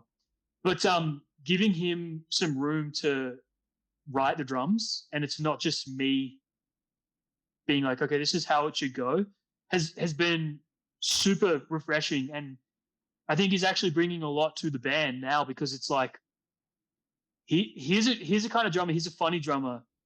He's not the fastest drummer, like, you know, BPM wise. He can play fast, sure. Like, he's just played for you guys. But... Yeah, right. But he's got this big, like, pop punk influence. Like, I've seen him play, like, you know, Blink-182 songs that, you know, everybody knows Blink-182 have super drums, and just like fills that you wouldn't hear in metal. He plays, and I'm like, that's so cool, because I would never have thought to come up with that. Like, there's a part in one of the songs where he does like a blast beat, but instead of doing it on the snare, he does it on the floor tom. And I'm like, I even said it to him, I'm like, did you do a blast beat on the fucking floor tom? And he's like, yeah, like, you can delete it if you want. And I'm like, nah, it sounds sick. Let's keep it in. So having an extra person there who put some seasoning on the songs. Because I'm not a drummer. I'll program. If you let me, I'll program the stupidest drums ever. And having somebody there to like do a little bit of quality control and put some extra flavoring on top means the songs get that extra layer of work over that sometimes they need. I mean, speaking of spice too, Francesco from Fleshgod is on this record.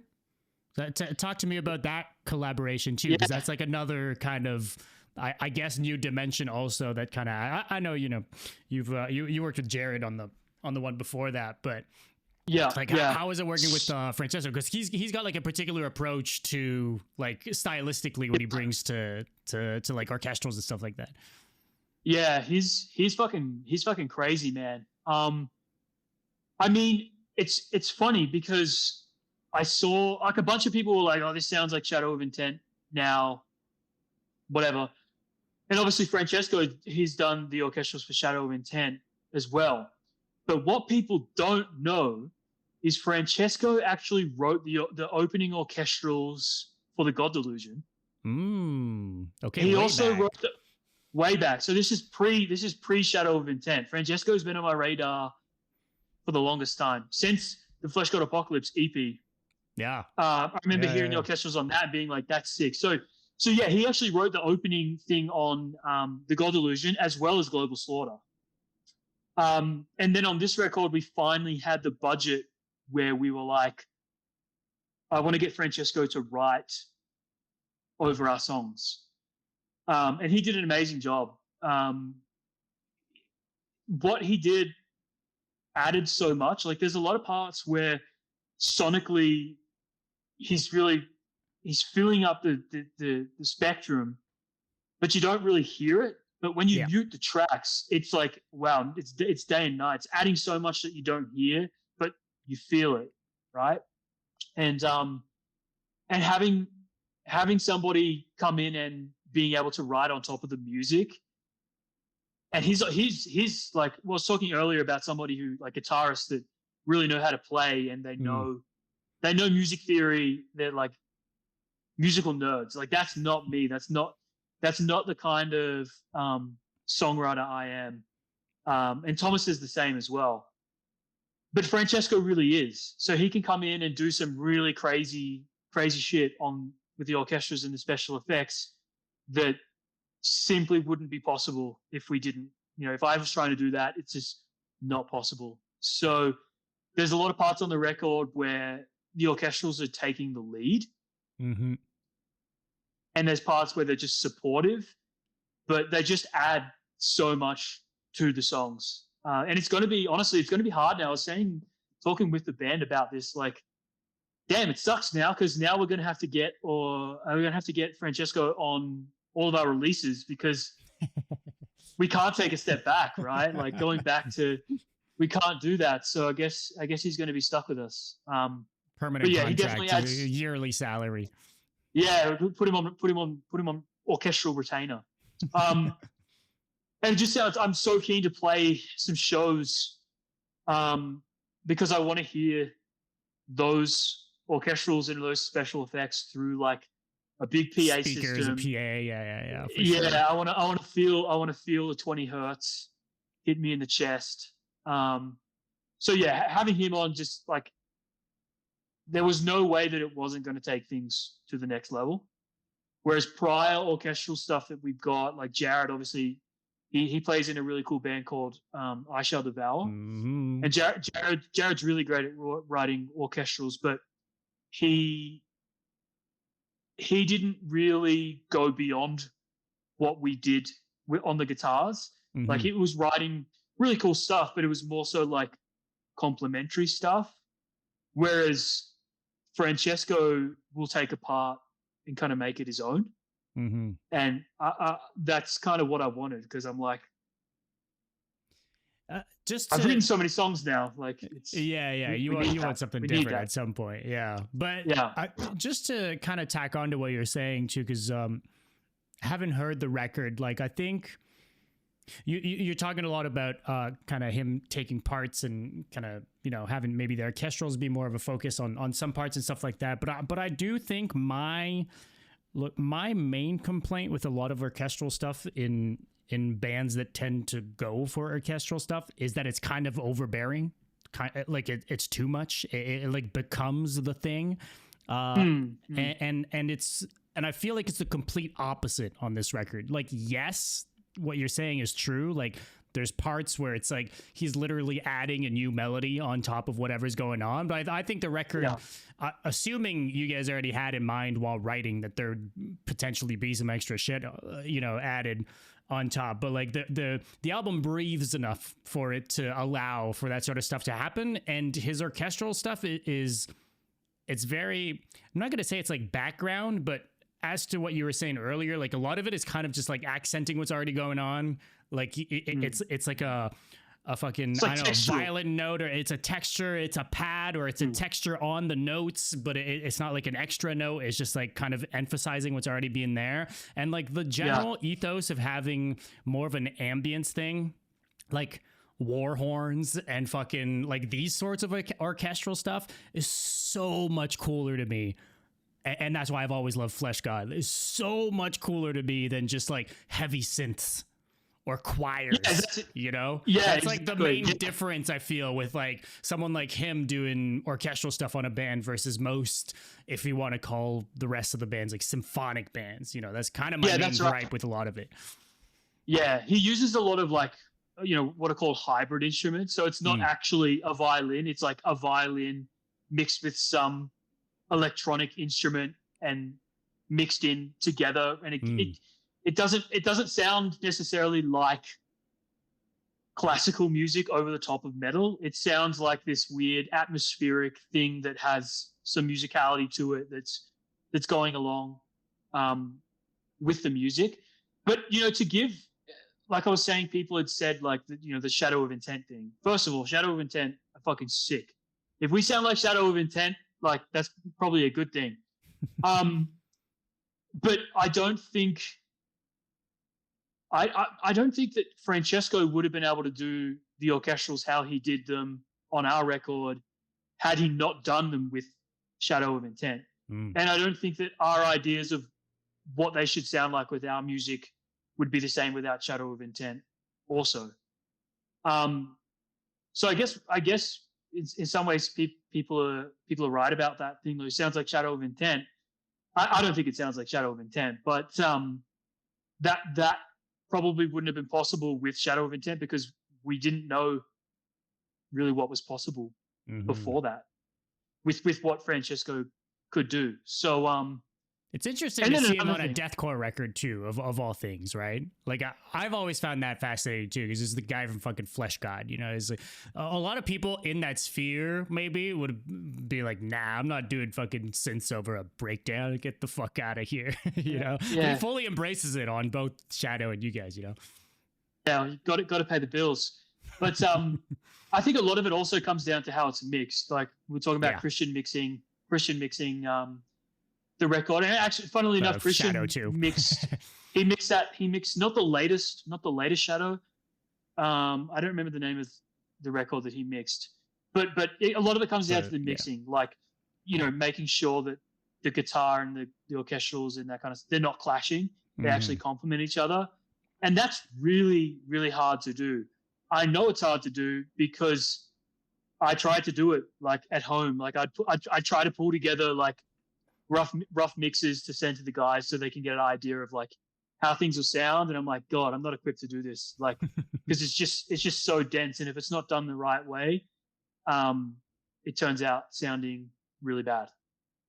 Yeah. It's a vision thing too, right? That's also like an audio engineer could be the best audio engineer in the world, but if they don't get what you're trying to get at as well, as can sometimes just be a clash there as well. But yeah, well, that's exactly right. That's exactly right.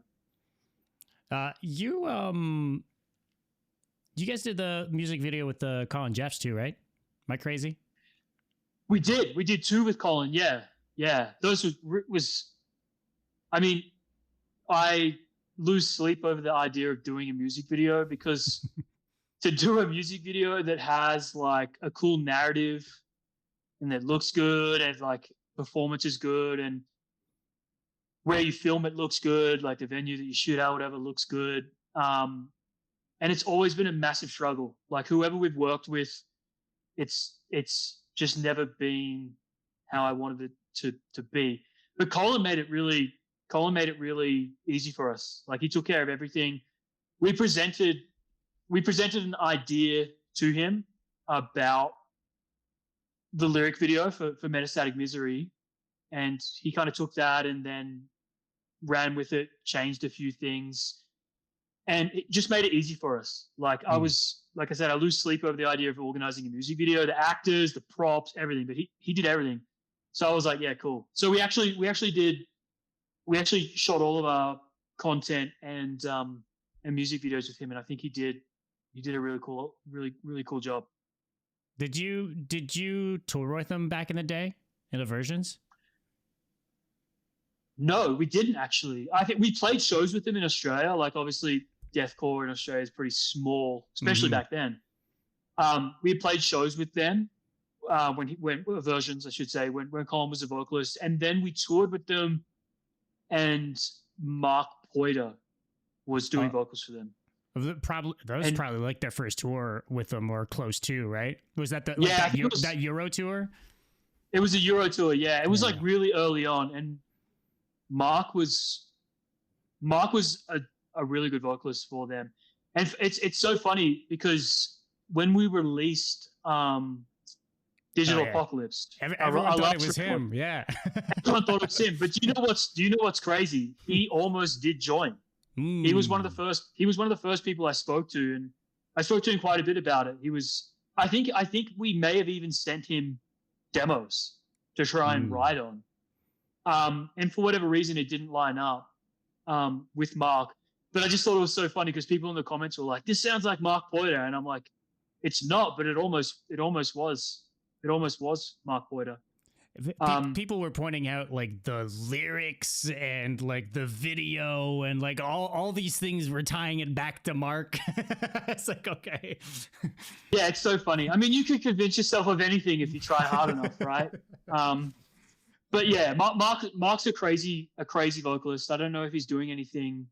He's been quiet for a minute, man. He was doing Valley of the Snakes for a second, but yeah, he keeps going off the grid every now and then. Yeah, but phenomenal vocalist, and a really cool dude too. Yeah. What's like? Let's talk like Australia for a second. Like, I'd want to kind of talk about you mentioned this earlier, kind of maybe the realities of touring as an Australian band, but I think also it is kind of weird to point. Well, first off, you're talking about playing some shows and wanting to play this music live and stuff. Y'all haven't played a show in like 7 years at this point. That's crazy. We haven't played a show. I remember the last show that we played. Right? It was like a festival show. But yeah, we haven't. And we part of that was attributed to COVID. So we dropped an album, like many bands. We dropped The Divine Dichotomy. We dropped that album basically on the right when COVID was kicking off. So we couldn't tour. In fact, it's funny. We shot a music video for that song, and it only features our vocalist at the time. So there's no band performance in it because there was COVID restrictions. Then people couldn't travel to where we were shooting it. So the members of the band couldn't travel to even shoot the video because of COVID. And then we kind of just lost momentum. I mean, there was a lot going on at that time with Ethan that, we were offered some tours and shows and we were turning them down because Ethan couldn't tour. He had his own personal reasons why he couldn't tour, but which would kind of lead him to leave the band. And I remember saying, like, he wanted to leave the band. Basically, we released that record and we spoke on the phone and he was like, I want to leave the band. And I remember saying to him, we just dropped the album, like, we're too early in the album cycle for you to leave. Like, you don't have any obligation to the band, but let's delay the announcement that you're leaving the band because we're not going to get a full album cycle out of this, but let's try and get as much as we can. And then, to be honest with you, after that record, I was done. I was done with the band. That record again didn't do very well commercially. Wasn't particularly well received by our fans, and kind of the whole thing had just become stale to me. And then we were approached by Unique Leader, and they wanted to get with us to do some records. And I thought, okay, somebody's willing to throw money at us to do the record. And they did that. They threw a bit of money at us. And then maybe like 18 months went by, and I still hadn't even started writing for that record. And they were like, what's going on? And I'm like, oh, it's coming. And then that's when at that point in time, we still had Angus, who's like an original member. He was playing guitar. Yeah. But he didn't write anything, of course. So I started jamming with my cousin, who happened to play guitar, and he had a band, like a deathcore band, like a local band. And I started just jamming with him to like come up with ideas and whatever. And we kind of gelled well together. So I was like, all right, well, I guess now we have to kick Angus out of the band, or present him with the option to leave the band, because at that point his heart wasn't in it anyway. So that was pretty evident that he didn't really have much interest in it. So yeah, we didn't kick him out. I presented him with the option of leaving so that Thomas could join. And then, Thomas and I obviously living in the same city. He was my cousin. We were together all the time. It just worked out. It just worked out well that we could like put songs together fast. So we're like, all right, we put together Digital Apocalypse. A lot happened in that time. Like, I think we were like almost finished writing that record. And my fiance was diagnosed with leukemia. So that was pretty rough. And then, that same week, our vocalist, Sam, his mother was diagnosed with breast cancer.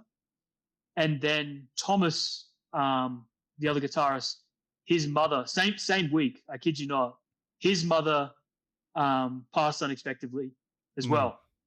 So it was like those three things like stacked together.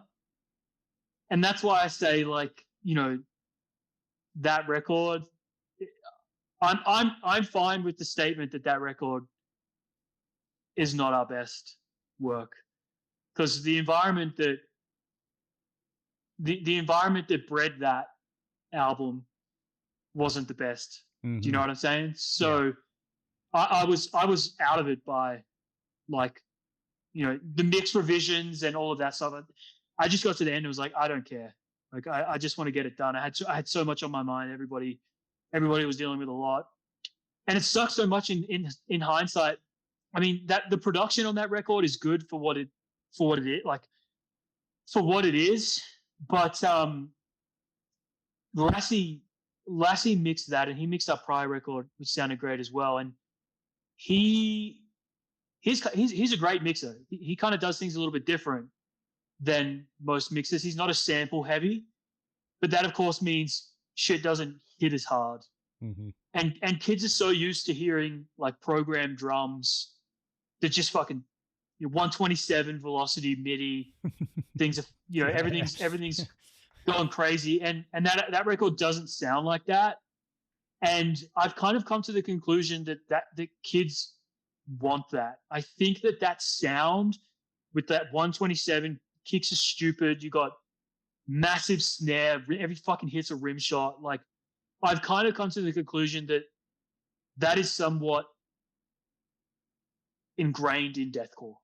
Like, when you put on a deathcore record, if you don't hear those kicks that are just fucking cranking, it just doesn't sound as good as you put on something that does have just beaters on them.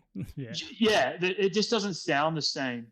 And I think it's evident in the record. Like, it doesn't hit as hard. The production, it could have been done a little bit differently, but like I said, by the time it came to even doing mixed revisions and like, yeah, the idea wasn't even going to be floated by anyone. It was just like, nah, no, this is fine, whatever. Let's get this over with.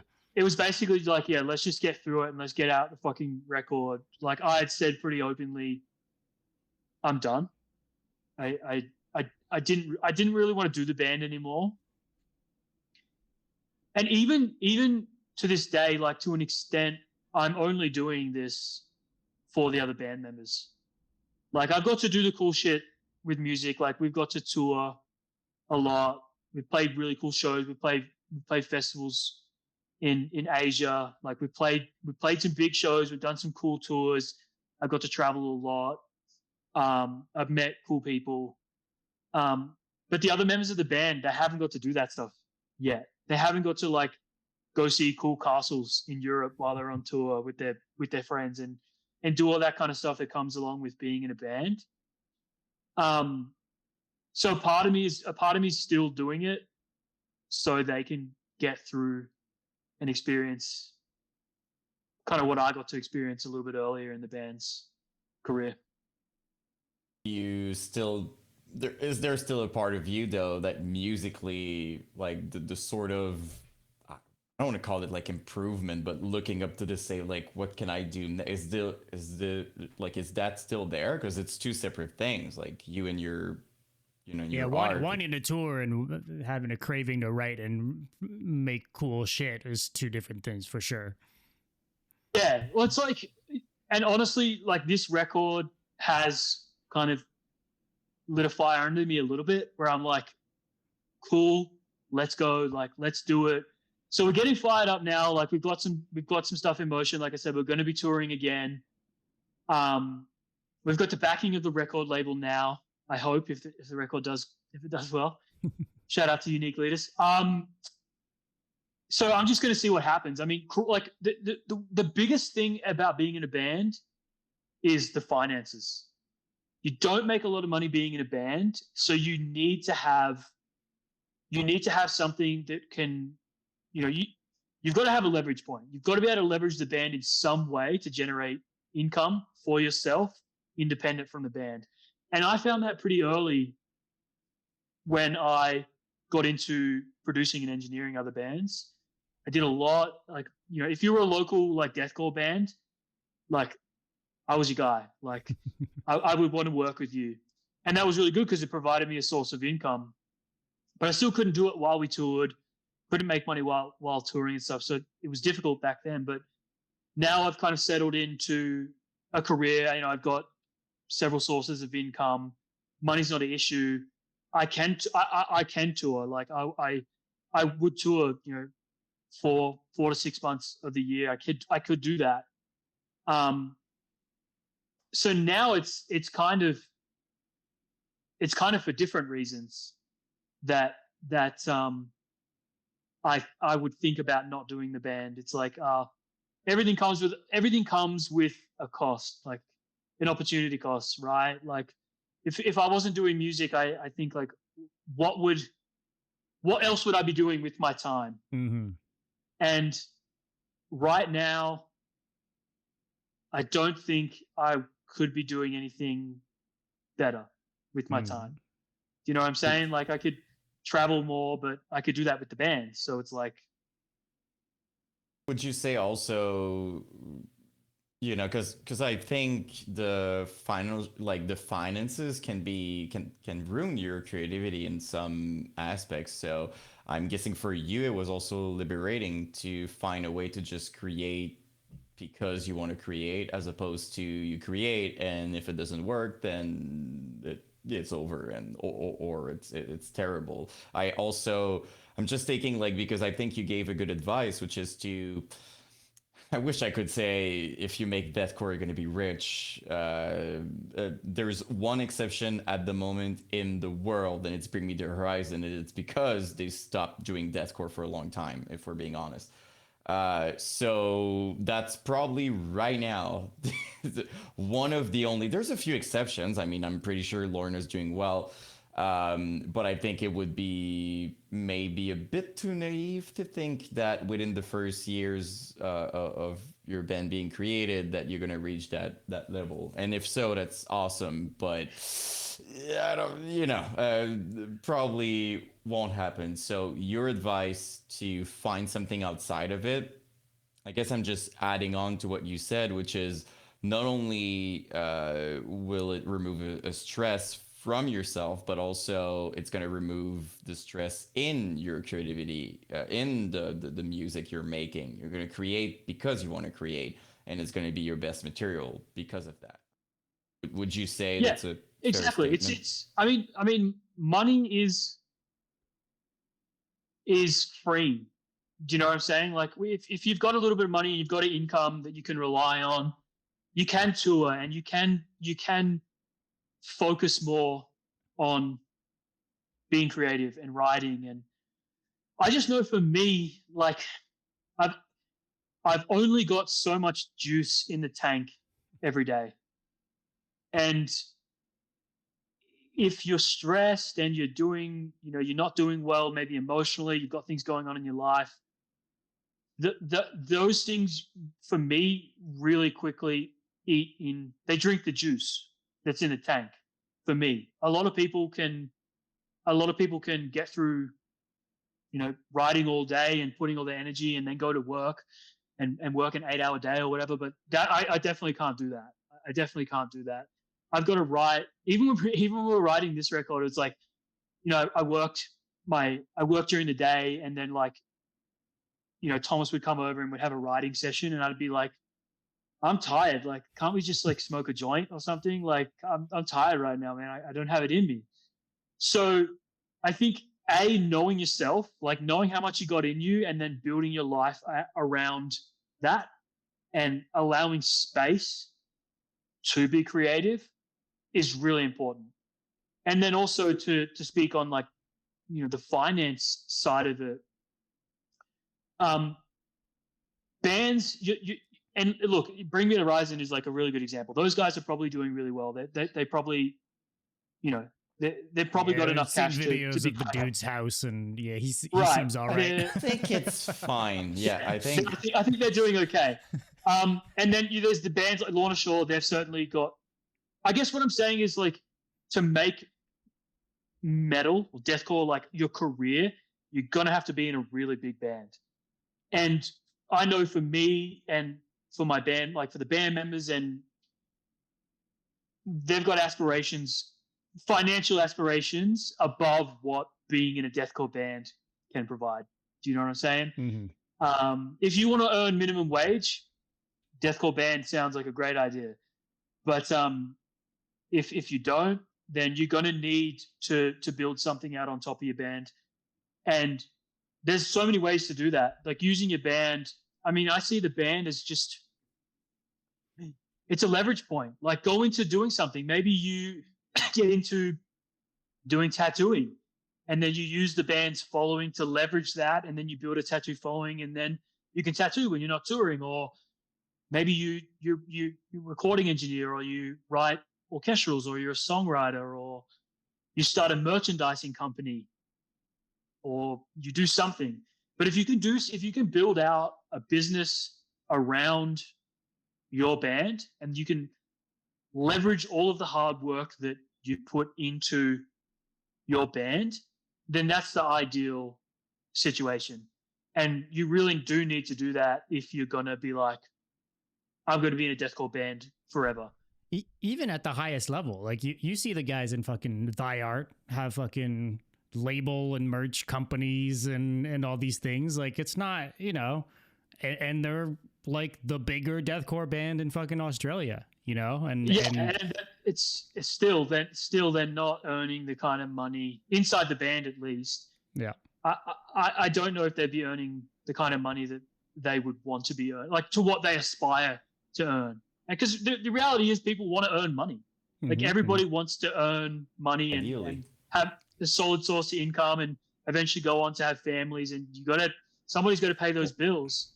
And music might not be forever also is the big thing, right? You also want to be able to set things up for when music isn't the thing anymore. And that's, you know, let's be real. Most people aren't playing deathcore in their 60s. And, you know. Man, my back's, I'm actually really, really nervous to see how my back goes on these next shows. And I'm 33, so yeah. Yeah, it's just one of those things where there's this perception that when you reach a certain level, you'll be fine, and that's going to be, you know, your living and stuff like that. I just think most people underestimate where is that level. Like, I think people, you know, see, I hate calling it that, but like, I don't want to say mid-tier band, but you know what I'm saying? Like a band that's touring and they're doing well. Okay. So, in their mind, it's like, oh, they're set. Well, you know, yeah, I mean, the thing is, the unfortunate thing is that as your band grows and you generate more income, your expenses align with that income. So you're doing bigger shows, you're getting paid more. That's great, but I want crew, pyro, more production. You got more merch. You got all these things. All of those things. You just got more bills to pay. Especially if you're a band that actually like invests in their production and like you want to have cool production for your show. Like that shit costs a lot of money. So you've got to surely you reach a point of diminished returns where it's like you put everything in, you're a big band now, but you've just got all these massive expenses. And to come back to the whole like being an Australian band thing, especially that it's like, I mean the economics behind international touring for Australians, at least it's cheap, right? Not expensive at all, like just very affordable. Well, I'm kidding. The thing is, like, okay, so there's touring Australia. So if you're a band touring Australia, there's really only 5 if you include Perth. If you're from Perth, I'm really sorry. my bad, Perth. Okay. But so there's like 4 cities that you can hit, right? So as a band in Australia, that sucks because you've only got 4 cities you can hit on a tour. You don't have the opportunity to play a 30-day tour where you can generate income for 30 days. You can play 4 shows, generate income, and sure, you can play regional shows, and that's good. That's cool too. Maybe you can earn money doing that. I mean, we certainly can't. And then it comes time to tour the US, and there's a lot of things that go into touring the US if you're a non-US band. The first thing is the visas. To get into the US to tour, it's going to be about like $5,000 per member for the visa. After the lawyer fees, everything, right? So you've got 5 members, and then you've got a sound engineer. So that's 6 members at $5K a pop. That's $30,000 a year. Sorry, $30,000 for the visas alone. Okay, that visa, I think it lasts 2 years. So you can retour. But then you got flights, so $2,500 for the flights per member. Do the math, right? It quickly adds up. You get there, you have no gear, you have no vehicle, you're renting everything out. You got to foot the bill for a fucking merch bill off rip, like all these things. Right, yeah. But then beyond that, the difficult part, isn't necessarily even financial. It's you have to have a sponsor. So everybody always wondering, like, why has Nine Texas never toured the US? It's because we've never had a sponsor. And traditionally, labels play the role of a sponsor. So a label will be a sponsor, whether or not they pay for the visas is another story. So you can actually get there to tour. But we had never had a label who could be our sponsor, which is why we'd never toured the US. And now we have a label. We don't have the tour history to be eligible to tour in the US because we haven't toured in so long. So now we've got to go. We're gonna be touring again so that we can get the tour history, so that we can even go to the US and tour there. So there's just a lot of hurdles you've got to jump through. It's expensive. And actually, you know, saying earlier, like I'm holding on, like I'm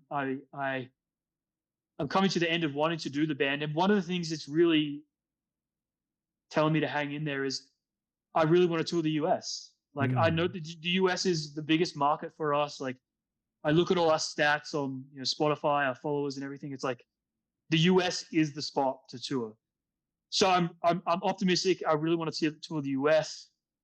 And that's on the cards in the, I would say, medium term future. People are going to like the sound of that. That's for sure. I want to do it, man. I think that would help. I think it would help us so much because, like, it's hard to be the favorite band of somebody if you have, like, you've never seen them live. You know what I mean? And you look at bands like Angelmaker, for example. Like, when we did that split EP with them, our bands were like similar sizes. This was way back in like, dude. God Delusion and Dissentient were a year old. This was like for the both of y'all, like the crazy blow up moment for the both. Yeah, right, you know?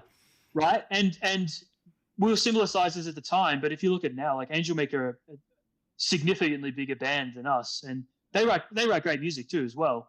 But they've toured extensively. Like they've toured the States so much, and you can see, like, I think that's responsible for them blowing up as well. And if you compare them to us, like they've toured heaps, and they've been able to hit the US market. It's obviously the biggest market for them, and that's one of the things that we haven't been able to do. Which I wish in an ideal world, like we would have done that split EP and then we would have gone to tour the US. And oh man, there was so many times where like we got tour offers to tour the US, and I'm like, it's finally happening. We're touring the US. We got offered a tour with Lorna Shore in the US before they blew up. So this was when CJ was in Lorna Shore. No, this was when Tom was in Lorna Shore way back. This was in like 2016. We were like, yeah, cool, we got offer, it's going to happen. And then of course it just, for the visa reasons that I mentioned, like it never ended up happening. It's like a weird thing too, because like you mentioned, like that's where the fan base is. The people have been asking for it. It's been 16 years of the band, right? And you're like, come on, guys, just do the thing. But then obviously it makes sense. Why not? But and I mean, not to twist the fucking knife, but it's like 3 times more expensive to do it now than it would have been in like 2016 or whatever, right? So it's like the odds are like they just keep stacking against y'all. Yeah. But yeah. And I think what a lot of people don't realize is, like, we don't always make money off touring. I'm happy, and the rest of the band too. Like, we would be happy to go and tour in the US and have it cost us money. That's like, you know, something we're completely willing to do. But making it happen is just like, God damn. It's not for a lack of trying or wanting to, for sure. Certainly not. No. Do you find yourself having these kinds of thoughts like, we should have done this and this, so we could have been able to go into? Do you sometimes think, or maybe in the past over the years, like thinking, oh shit, if we would have gone this and this, we could have toured the US and maybe this would have happened? Are you someone who sometimes think about that stuff, or you're just like, oh, you know? The thing is the band has been just a learning experience for me, and I've made heaps of mistakes musically, like interpersonally with friends and people that have been around the band. Like a lot of things have happened, and those have all been learning experiences for me. And I don't know any better. Like, I've never been in a band before. I don't know how things work. Like, I've got to. I think like if you're doing this music thing, there's no way to learn the right way to do things without making the mistakes. if I had like a time machine, I'd go back and do things differently. But it is what it is. You can't really. I lose enough sleep as it is. You know, if I threw, I don't need to be worrying about any of that. Yeah, trying to make you feel bad about your song. Yeah, my whole life is it's just been a lie.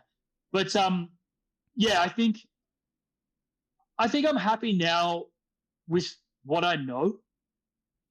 And a lot of people come into music with a very naive mindset about how things work and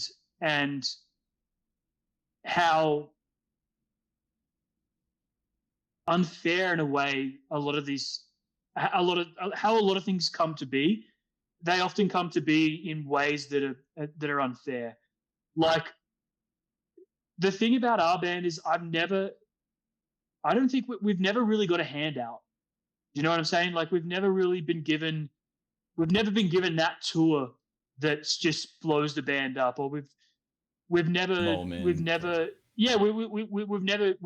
that moment, that viral moment. I think where we are now, you're kind of underselling the success around God Delusion, the EP afterwards, the singles, the run. Like, even today, you look at the videos and the streams on a lot of those songs, and like that was the hot thing for quite a bit. I think he means exposure outside of the scene, like crazy. Sure, I'm just pointing out that you're just selling yourself a little bit short on how much hype there was around the band, at least for a certain time, for sure. I mean, the way I look at it as well is like there are powers that be within the music industry, and those powers that be can determine your direction, but also the velocity of that direction. A perfect example of this, right, is that band. They're blowing up right now. Reverent is what they're called. Mm-hmm. Don't get me wrong. They're a sick band, great band. They're heavy. They're young. They hit the ground running. They also just signed to Atlantic, and immediately they're doing really great tours, which they're deserving of, right? But what would the trajectory look like there if they weren't given those tours? Mm-hmm. They might get where they're going, but they might have taken a little bit extra time to get there. And like I said, because of the powers that be within the industry, someone at some label might just love your band, and then they get behind your band with all of their might, and they support your band, or you get a really great manager who's got some really great connections, and you meet the right people, and that determines your velocity, like I said. But has that ever been a thought with you guys, like, or conversations you guys have had, or was it kind of purposefully kind of staying a little bit more independent? Because that is something you guys kind of went down, like the road you guys kind of took with the band for a minute. I think that we took that route out of necessity and not out of wanting that route. And the other thing for us was we had a very bad experience with record labels early on. So the record label that we put our EP Invigoration and then the God Delusion through, at the time it seemed like a great idea, like they were going to help us so much, and we'd have some industry support, we could get some connections and do all that stuff. That essentially just turned out to be a lie. We didn't get any benefit out of doing it. We sold the rights to that music. We don't see any money from the God Delusion streaming, nothing. I don't imagine that that's going to change. So we essentially got burnt by a record label out of our own naivety, which is fine. We're young, whatever. So we did distance ourselves a little bit from wanting to be in the industry. But I just know how things work in Australia, and it's similar in the US, but Australia, I know it a little bit better because I'm obviously from there. But it's like, if you're not on a certain record label, you're not going to get the tours in Australia. You're not going to get the festival shows. You know, you're not going to get the kind of support that you need to flourish early on as a band unless you have those connections. And our band has certainly never been a band to have those connections. And the other thing, and it's actually maybe a personality flaw of my own, but I don't trust a lot of people. I don't often warm up to people quickly, and I'm quite cold with people, especially people that are around the band, because like at this point, man, I've seen friends come and go. I've seen friends who are there when it's hype and you're touring and it's hype and they want to post on the internet, yeah, the boys, like, and those people, like those people don't exist in my life anymore. You know what I'm saying? I've got like a very small group of friends, and those are my friends. I don't have friends. I don't really have friends in other bands. I don't have industry friends who can help us out. Like, I'm essentially just a loner dude who's trying to push the band as far as I can. And you know, obviously now we're signed to Unique Leader and we get some benefit there as well. But that doesn't mean you're handed tours or you're given some. That's just not how it works with labels that are operating on that kind of lower mid tier level. If you sign to Sony or you sign to, you know, Atlantic or something, then sure, Red Bull or something. Right. So yeah, that's kind of my whole. I guess what I'm getting at is like in the industry. Even for it being metal, you think those kind of things only exist within pop. But getting the right people behind you is really important and can be really advantageous for you. So I think if one of the things I would change if I could go back in time would be I probably would nurture some of the relationships that I've had with people in the industry a little bit better. And I wouldn't approach things in such a heated way, because I mean, when you've got something and you've worked so hard to have that, you protect it. Like you have to protect it. Nobody's going to protect it for you. And we've never had a manager. I've been the band's manager throughout its existence. So when something goes wrong, I'm that guy. I've got to break the bad news. If we're touring and we've got to organize support bands, I've got to be the one to organize that. I've got to be the person turning people down. I've essentially got to be the arsehole. And I can play that role fine. I'm fine to do that. But that has led to me being jaded. I guess I would say I'm jaded about the music industry, but I'm also, you know, completely aware that that's just the way it is, and you can only do your best, right? And if doing your best means you're an independent band and you can just release the best music that you possibly can, and you can promote it as best as you can. Maybe you don't have a $10,000 camera, but you got an iPhone and you can make reels of your vocalist screaming, and that gets 15,000 likes on Instagram. If that's the best you can do, and that's all you've got, it's do that or nothing, right? So you've really got to protect what you've got, because people will come and scoop it up from you, man. There's people lined up to scoop up what you've got, to use you for whatever you can provide them for in that moment.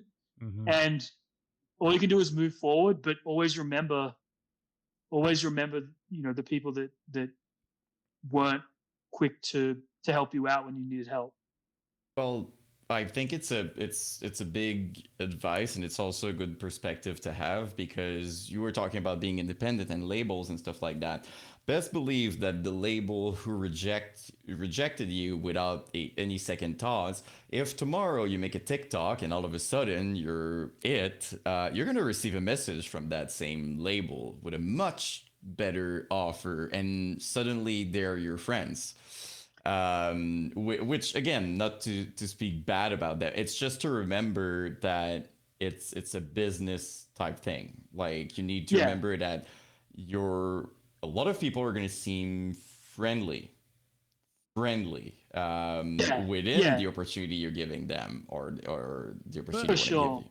But I think without even getting to the friendly phase, like I do, there is something to be said. Like you talked about the struggles of touring as an Australian band, but that goes for people who want to be involved with the band as well. Like someone wanting to sign or manage or be the booking agent of an Australian band is worse off than doing the same thing with a US band.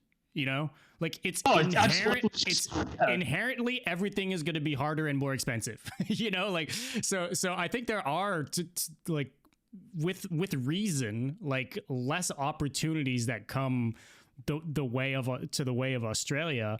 And you were mentioning maybe like being good potentially with people within Australia and getting on the Australian festivals and the touring circuit there and stuff. And that's all cool and fun, but that's like cool when you're starting out, maybe, you know, and you want to hit the ground running, but that doesn't get you overseas any more than another band, you know? So it's a lot of the time as well, like, you know, bands will blow up outside Australia. Yeah. And while not having a lot of support in Australia.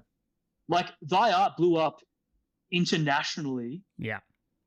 Before they blew up in Australia. And then now they're revered in Australia, of course. But that takes time. So it's almost like Australians see a band doing well internationally, and then they'll show you the time of day.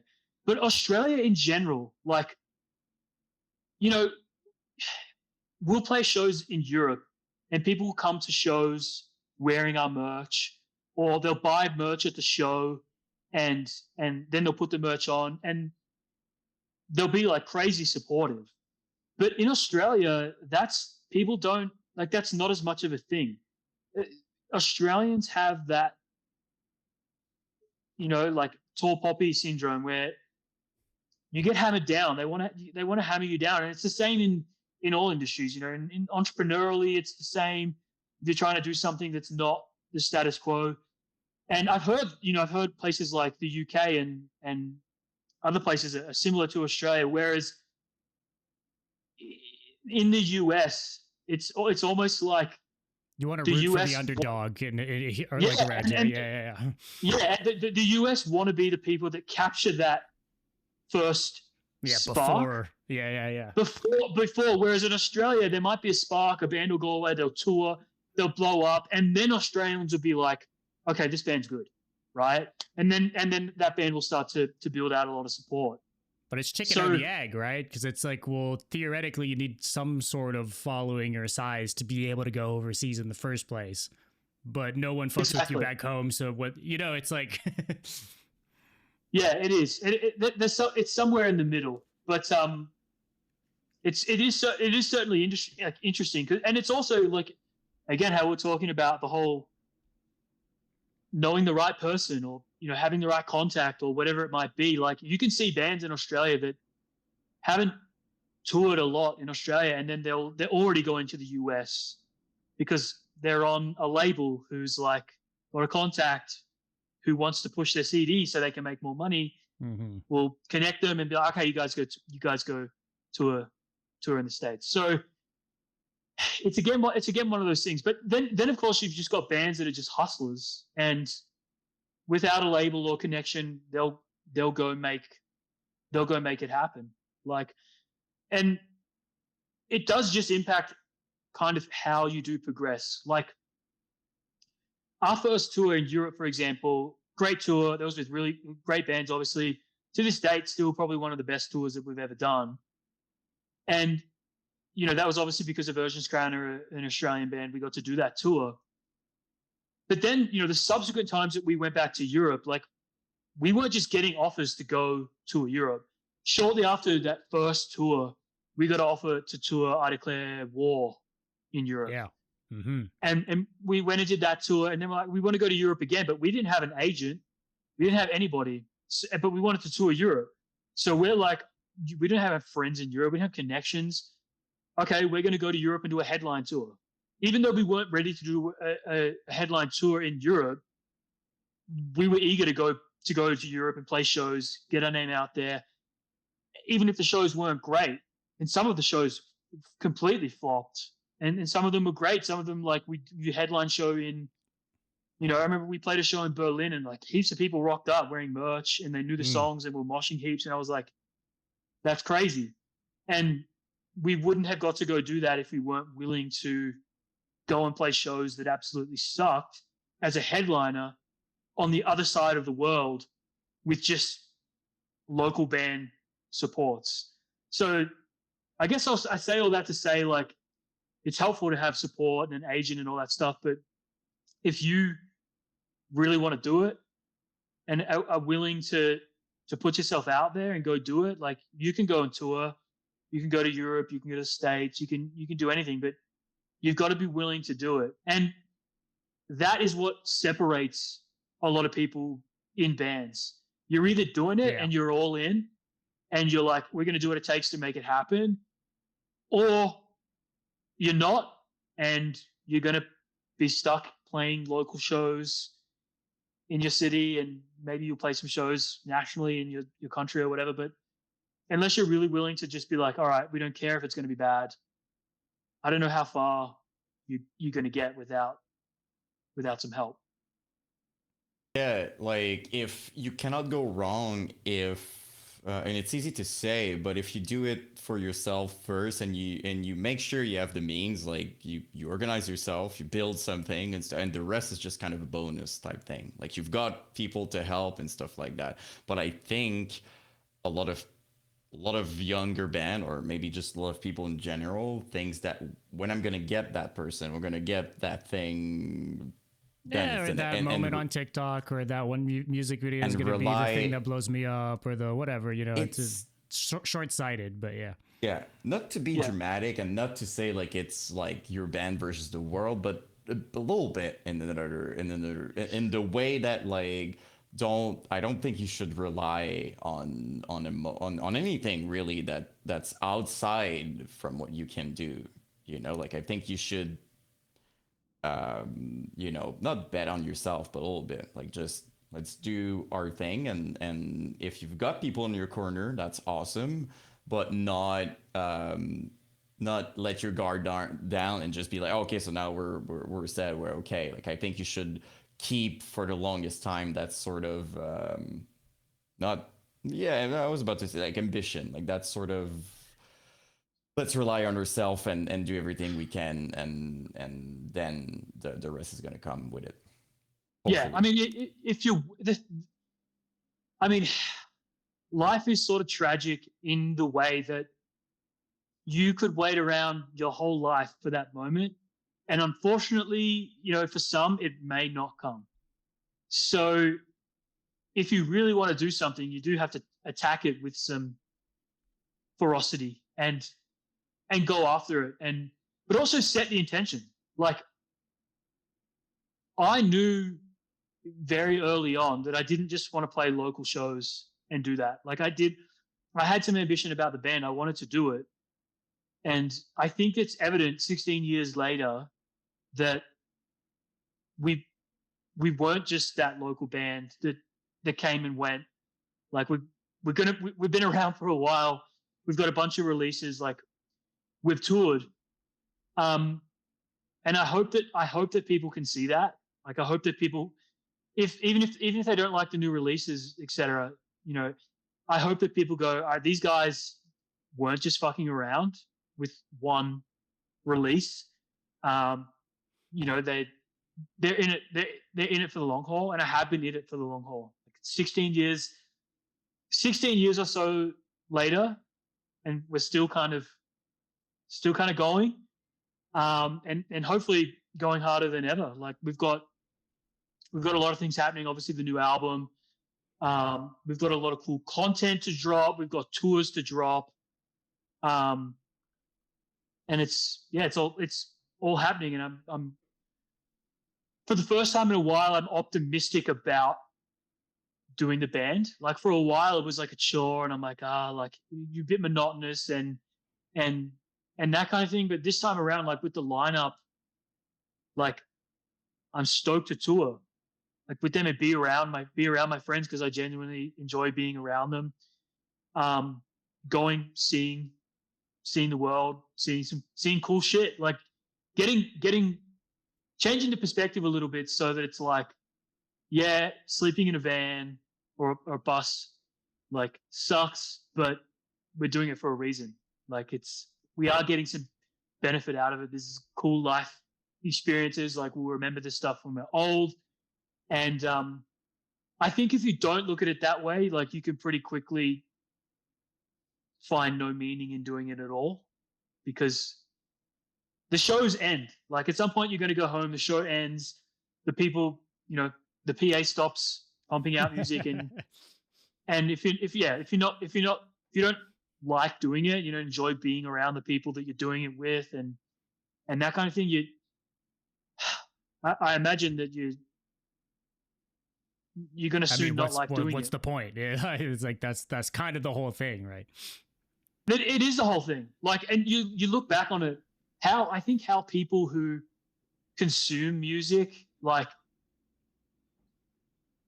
they've got their memories of how they listen to the music, but then also on the flip side, like the people that are producing that music have got memories with that CD or that tour or that show or that whatever, right? And often those two memories can be completely different, right? Like someone might have a really fond memory of the show that they went to and the band killed it and the sound was great.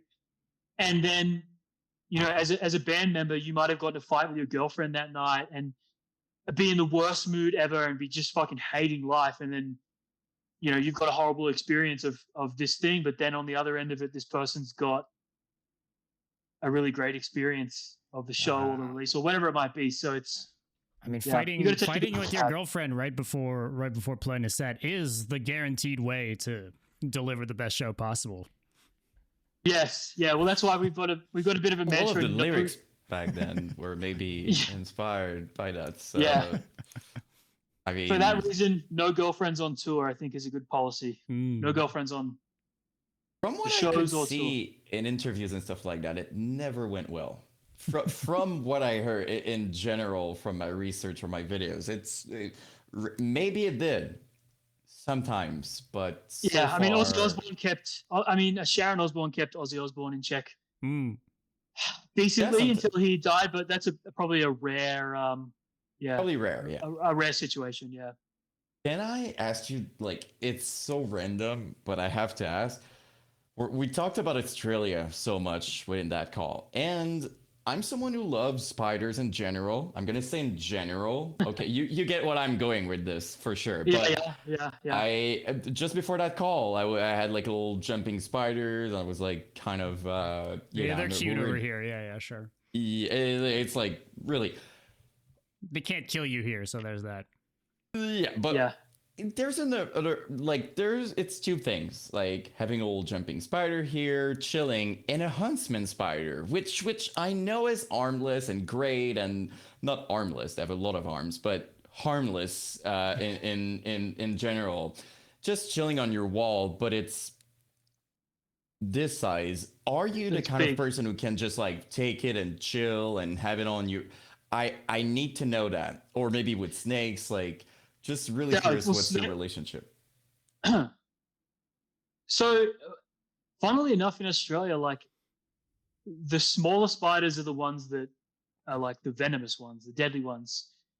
And you can just like hit them with like a thong, just like a not like a G-string thong, but you guys, what do you call like flip flops? Sure, flip flops. Sandals. You could try. I don't think it's going to be effective. But no, it's not. So you could just hit it and kill it. But I mean, the bigger huntsmans, I hit them with the thong too. I don't like spiders, man. I don't like spiders. Snakes, I like spiders more than snakes. Luckily, more than snakes. Australia has some pretty gnarly snakes, especially where I live. Like in the south, it's really dry. So Okay, pause we real get just quick. poisonous You have snakes. all the worst things. You have all the worst things in the animal kingdom. Let's just be honest. It's the level. It's the all the ancestors over there wanted the expert level of the wild. Like that's the final level of the wild. Sorry to cut you off. I had to say that. Dude. Well, it's funny because like you hear about Australia and you hear about all the wild animals and stuff, but I'm like, bro, the US has some pretty crazy shit too. You guys got like bears, not jaguars, but what do you call them? Are they bobcats? What do you call those? Sure, bobcats. Yeah. Are they bobcats? I don't know. Like I see people going for hikes and then like a bobcat turns up and like attack. Like you guys have got some shit too, but at least it's cute. Like you died, but it's not. You could try petting the bobcat. Like so. Yeah. It's I think the thing is that people think like all these crazy creatures that Australia has, but it's not everywhere. Like if you go on vacation and maybe you go to like Sydney or like you go to Brisbane or like you're in the city, you don't really come across anything like that. You don't really. Every now and then there'll be some like deadly spiders and stuff around the house and whatever. But real question. You're in Brisbane. You're in Sydney. Wherever. Are you still checking the fucking underneath the car doors? The shoes and everything. The shoes. Yeah, are you still taking that chance, or is it actually okay? the shoes is probably the biggest one because like a spider will go on your shoe, and then like you put your foot in the shoe, and then it bites your foot. I think that's like how most spider bites happen. Yeah, that is a nightmare. Your shoes should be sacred. You put your shoe on, should be nothing in there. I mean, thongs for one. Yeah. Always. Yeah. Never wearing real shoes if I go or there. no shoes. That's for sure. Just very specific question. I saw some videos and I need to know, did you ever see a snake in a toilet? I have to know if that you ever. I saw it like it can come out of a toilet. Okay. Yes, come out. That's No, so I knew this girl, and she sat down in the toilet seat, and she got bitten like on the thigh because the snake was wrapped around like the rim of the toilet, and she sat down and just kind of squeezed it down on the fucking. Yeah, that's another sacred spot. You don't want to get bitten by anything. The toilet. But I think like if you're in the outback, like obviously the outback takes up a lot of Australia. But if you're in the cities and like the suburbs, I'm hopeful like that there's not many snakes around. But I always see video like deadly snakes like in my suburb around like crossing wherever they're around. I'm more concerned about my dogs than I am myself, I think. Because they're not scared one bit in general. They're just gonna to just go for it. They're just like, oh, a new friend, and then it's just what would have been very funny is that let's imagine that I would have asked you that and you're like, no, it's fine in general, and you're filming this in Australia, and then as you're saying, no, they don't come, there's a spider on your head, just here coming on you. Look, I'm going to be stressed about this interview for the next year, and I just want to, in 1 year from now, please check in with us. Make sure you haven't died from a deadly snake. Yes, I'll keep you guys in the loop, but I'm hopeful that hopefully you'll be okay. I was asking all of that because it's crazy the videos you see and stuff like that. And the worst part is truly, like, I'm not saying that as a joke. Like huntsman spiders for real, if you take them, they won't be aggressive for no reason. Like they're apparently very chill. I've seen a lot of videos. Spiders in general, by the way, like if you don't give a reason to bite, or they're just like and the huntsmen as well, like they're not I think they are poisonous, but to us not very.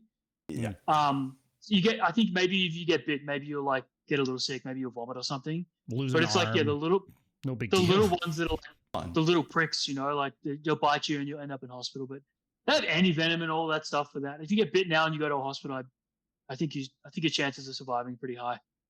Yeah, I was just traumatized to see how normal it was. Like I'm always gonna remember. I saw a story or something, and it was like just a girl or her husband or whatever, like a woman with her husband, and she's just like cooking, and she's like, "Oh, there's a snake. There was a snake like this big, just going to the window." She's just like, "Hey, can you get this snake?" As usual, the guy just comes out with like some sort of stick and take this massive snake out of there. I'm just like, oh, so that's just what happens. Listen, I'm not manly enough to do that. I will not handle a snake. I won't do it. I'll call somebody. I'll get on the phone real quick and be like, hey, there's a snake here. You got to come get it. I'm not handling a snake. It's probably very un-Australian of me, but yeah, that's probably an actual job over there, right? Like people are just that's their whole, and they're probably doing well. Like if your job over there is just to get the snakes and the spiders, like you're all set for life. Yeah, I'm guessing. Yeah, I mean, I see it all the time. Like I haven't had to call. I haven't needed to call anybody to remove any snakes, but actually, I had a cat, and she was killing snakes that were like under our house, and she was like little ones. But they were like the poisonous kind, like the Eastern brown snakes.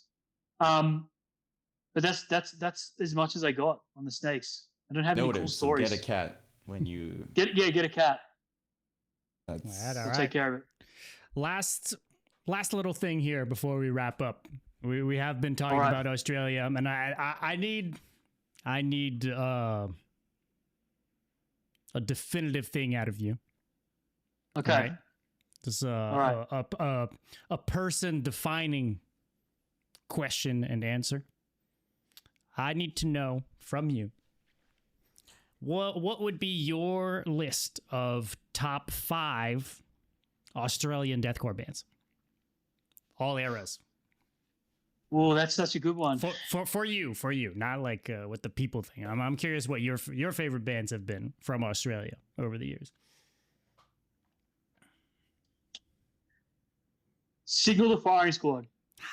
My man. OG Signal the Firing Squad. Earth Harvest. Yeah, that album was super good. Aversion's Crown. You can't leave Aversion's Crown off the list.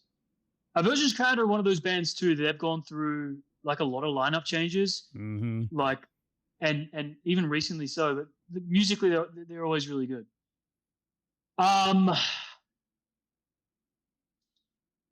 as Murder, they're on the list. That's 3. Whoa, God, this is taking me way back, man. This is taking me way back.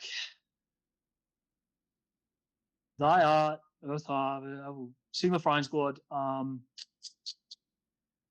Man, I'll throw one in for the moment. I think To the Grave. Those guys are going to be, if not already, like eventually they'll be one of those OG like Australian deathcore bands. And then another one. Man, I should have prepared for this. No, that's the whole point of this thing. You're gonna hate yourself for your answers afterwards. The whole thing. It's a part of the show.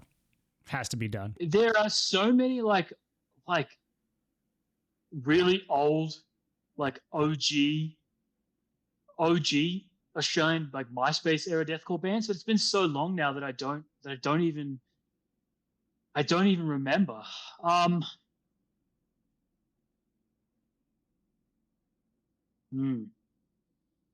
right, how about this last one, Dom? I know you're a bit of a deathcore nerd. I want you to name me 3, and I'll tell you number 1 of 3.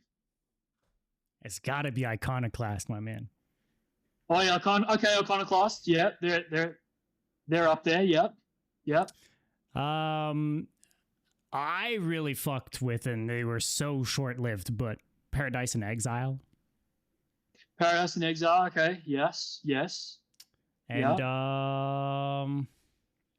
oh, dude, actually, I Exalt was dope as fuck too. I really fucked with those guys. Yeah. Me and Don really loves a super underground one, but no one knows about it. I mean, Pray for Death. Pray for Death. Pray for Death is like xtheyan. Oh yeah, dude. That's the good shit. Absolutely. I can't believe I was forgetting that, Yan. Thank you. No, but I'm reminding you, it's because every time we talk about it, we're hoping someday somebody's gonna be like, yeah, I know these. Something's gonna happen, but very short-lived and underground. But. I'm gonna say the definitive list, top to bottom, is Signal of Firing Squad, Aversion's Crown. We'll say The Art is Murder, Early Make Them Suffer. People forget that Early Make Them Suffer, the first EP and that first album was like the heaviest shit ever, dude. Widower had the scene by the balls, dude. Yeah. And again, like they were like another band that was really early on with that like symphonic. Yeah. And they had their own thing with it too. Yeah. Whatever you call it. They're obviously doing music that's way different now. Make Them Suffer, and then let's throw a new one in there for good measure. We'll say To the Grave is number 5 on the list. But people forget. It's funny, like they've been around for a really long time now. Yeah. They were a bit like a completely different band, and then they broke up, and then they got back together, and then they kind of blew up. But they've come a long way. Do you played some shows with the Zeolite, right? Yes, I think maybe they supported us on one of the tours. Zeolite, they're another one. Yeah. How do you know all these bands, by the way? I just I'm chronically online. Is the answer to that? Yeah, it's what he does. I know. IXO. They were another one. They were getting a bit of hype in Australia. They were touring and people were going to the shows. They broke up shortly after. But I'm like, how do you know them? And Paradise in Exile, another one. There were, man, that takes me way back. That's really makes me feel old. But that's the list. The definitive top five Australia deathcore bands. I love it. That's it, man. That's it. Hell yeah, dude. Well, man, dude, thanks so much for doing this, man. I'm glad. I'm surprised we haven't actually kind of talked like this before today, given how long we've kind of been on each other's radars. But it was a pleasure finally doing so, dude. Yeah, guys, pleasure to be here. Honestly, when you first said, I'm like, this is going to go for 3 hours. I was like, that's a long time to be talking, but it's like it's been 3 hours already, and I'm like, I'm kind of fired up, There we go. Time flies when you're having fun, man. And usually, and this is the surprising thing for me, I thought we were going to catch you at it's like Wednesday night for us, but usually when we do people, Australian bands, it's like 9 a.m. for them the next day. So usually we're catching Australians with the coffee in hand in the morning. Live in the future. Yeah. This is good. I got my sleep in, and I'm happy to be here. I've got to do some more of these, I think. All right, man. Well, dude, we will keep in touch. I'm excited for everyone to hear the rest of the record. What can you leave the people with before we hop off here in terms of what can we expect? What do you guys have coming in terms of the album and all that? Your place to plug whatever you want. All right, so the album. What do we say? I think a good way to think about the album, how I'm kind of thinking about it at least, is it's an extension of everything we've done before. So like I was saying, Digital Apocalypse people, that's not the favorite album. It's not my favorite album. But we wouldn't have been able to make the new album without that album. So I'm pretty confident in saying that the new record is the best record we've done. That goes like the songwriting, the performances, the production. Production sounds dope. I'll just say the production. That. I think I'm happier with the production of this record than any other record. Expect us to be around for a bit longer. like I said, we're going to be touring. The guys are kind of already talking about, new music and that kind of thing. So I think we've got a little bit of life left in us. And, if you're watching this and we're playing a show in your city, come to the show, say hello to us. We're not Nazis, and we're pretty chill dudes. Hell yeah. What's September 4th, right? It's the album drops? September 4th. Yeah. We have a new single coming out. I'm not sure when this is airing, but a new single coming out in a couple of weeks. And we're going to be dropping a lot of previews on our social media. So if you don't follow us, chuck us a follow and catch a glimpse of some new music. Hell yeah, dude. Well, thank you so much, man. We will keep in touch, and we'll let you get on with your night, my man. Thank you so much, dude. Sounds good, guys. Thanks heaps, dudes. Thanks, man. Take it easy. Out, dude. Bye. If you made it to the end of this episode, thank you for watching. And hey, while you're here, hit that subscribe or follow button and a review. If you're watching or listening on a podcast platform, it would mean the world, and it helps out more than you know. A big thank you as well to all of our supporters over on Patreon and on Twitch. New episodes every week, links to our Patreon, Discord, and socials in the description. We'll see you soon. We're out.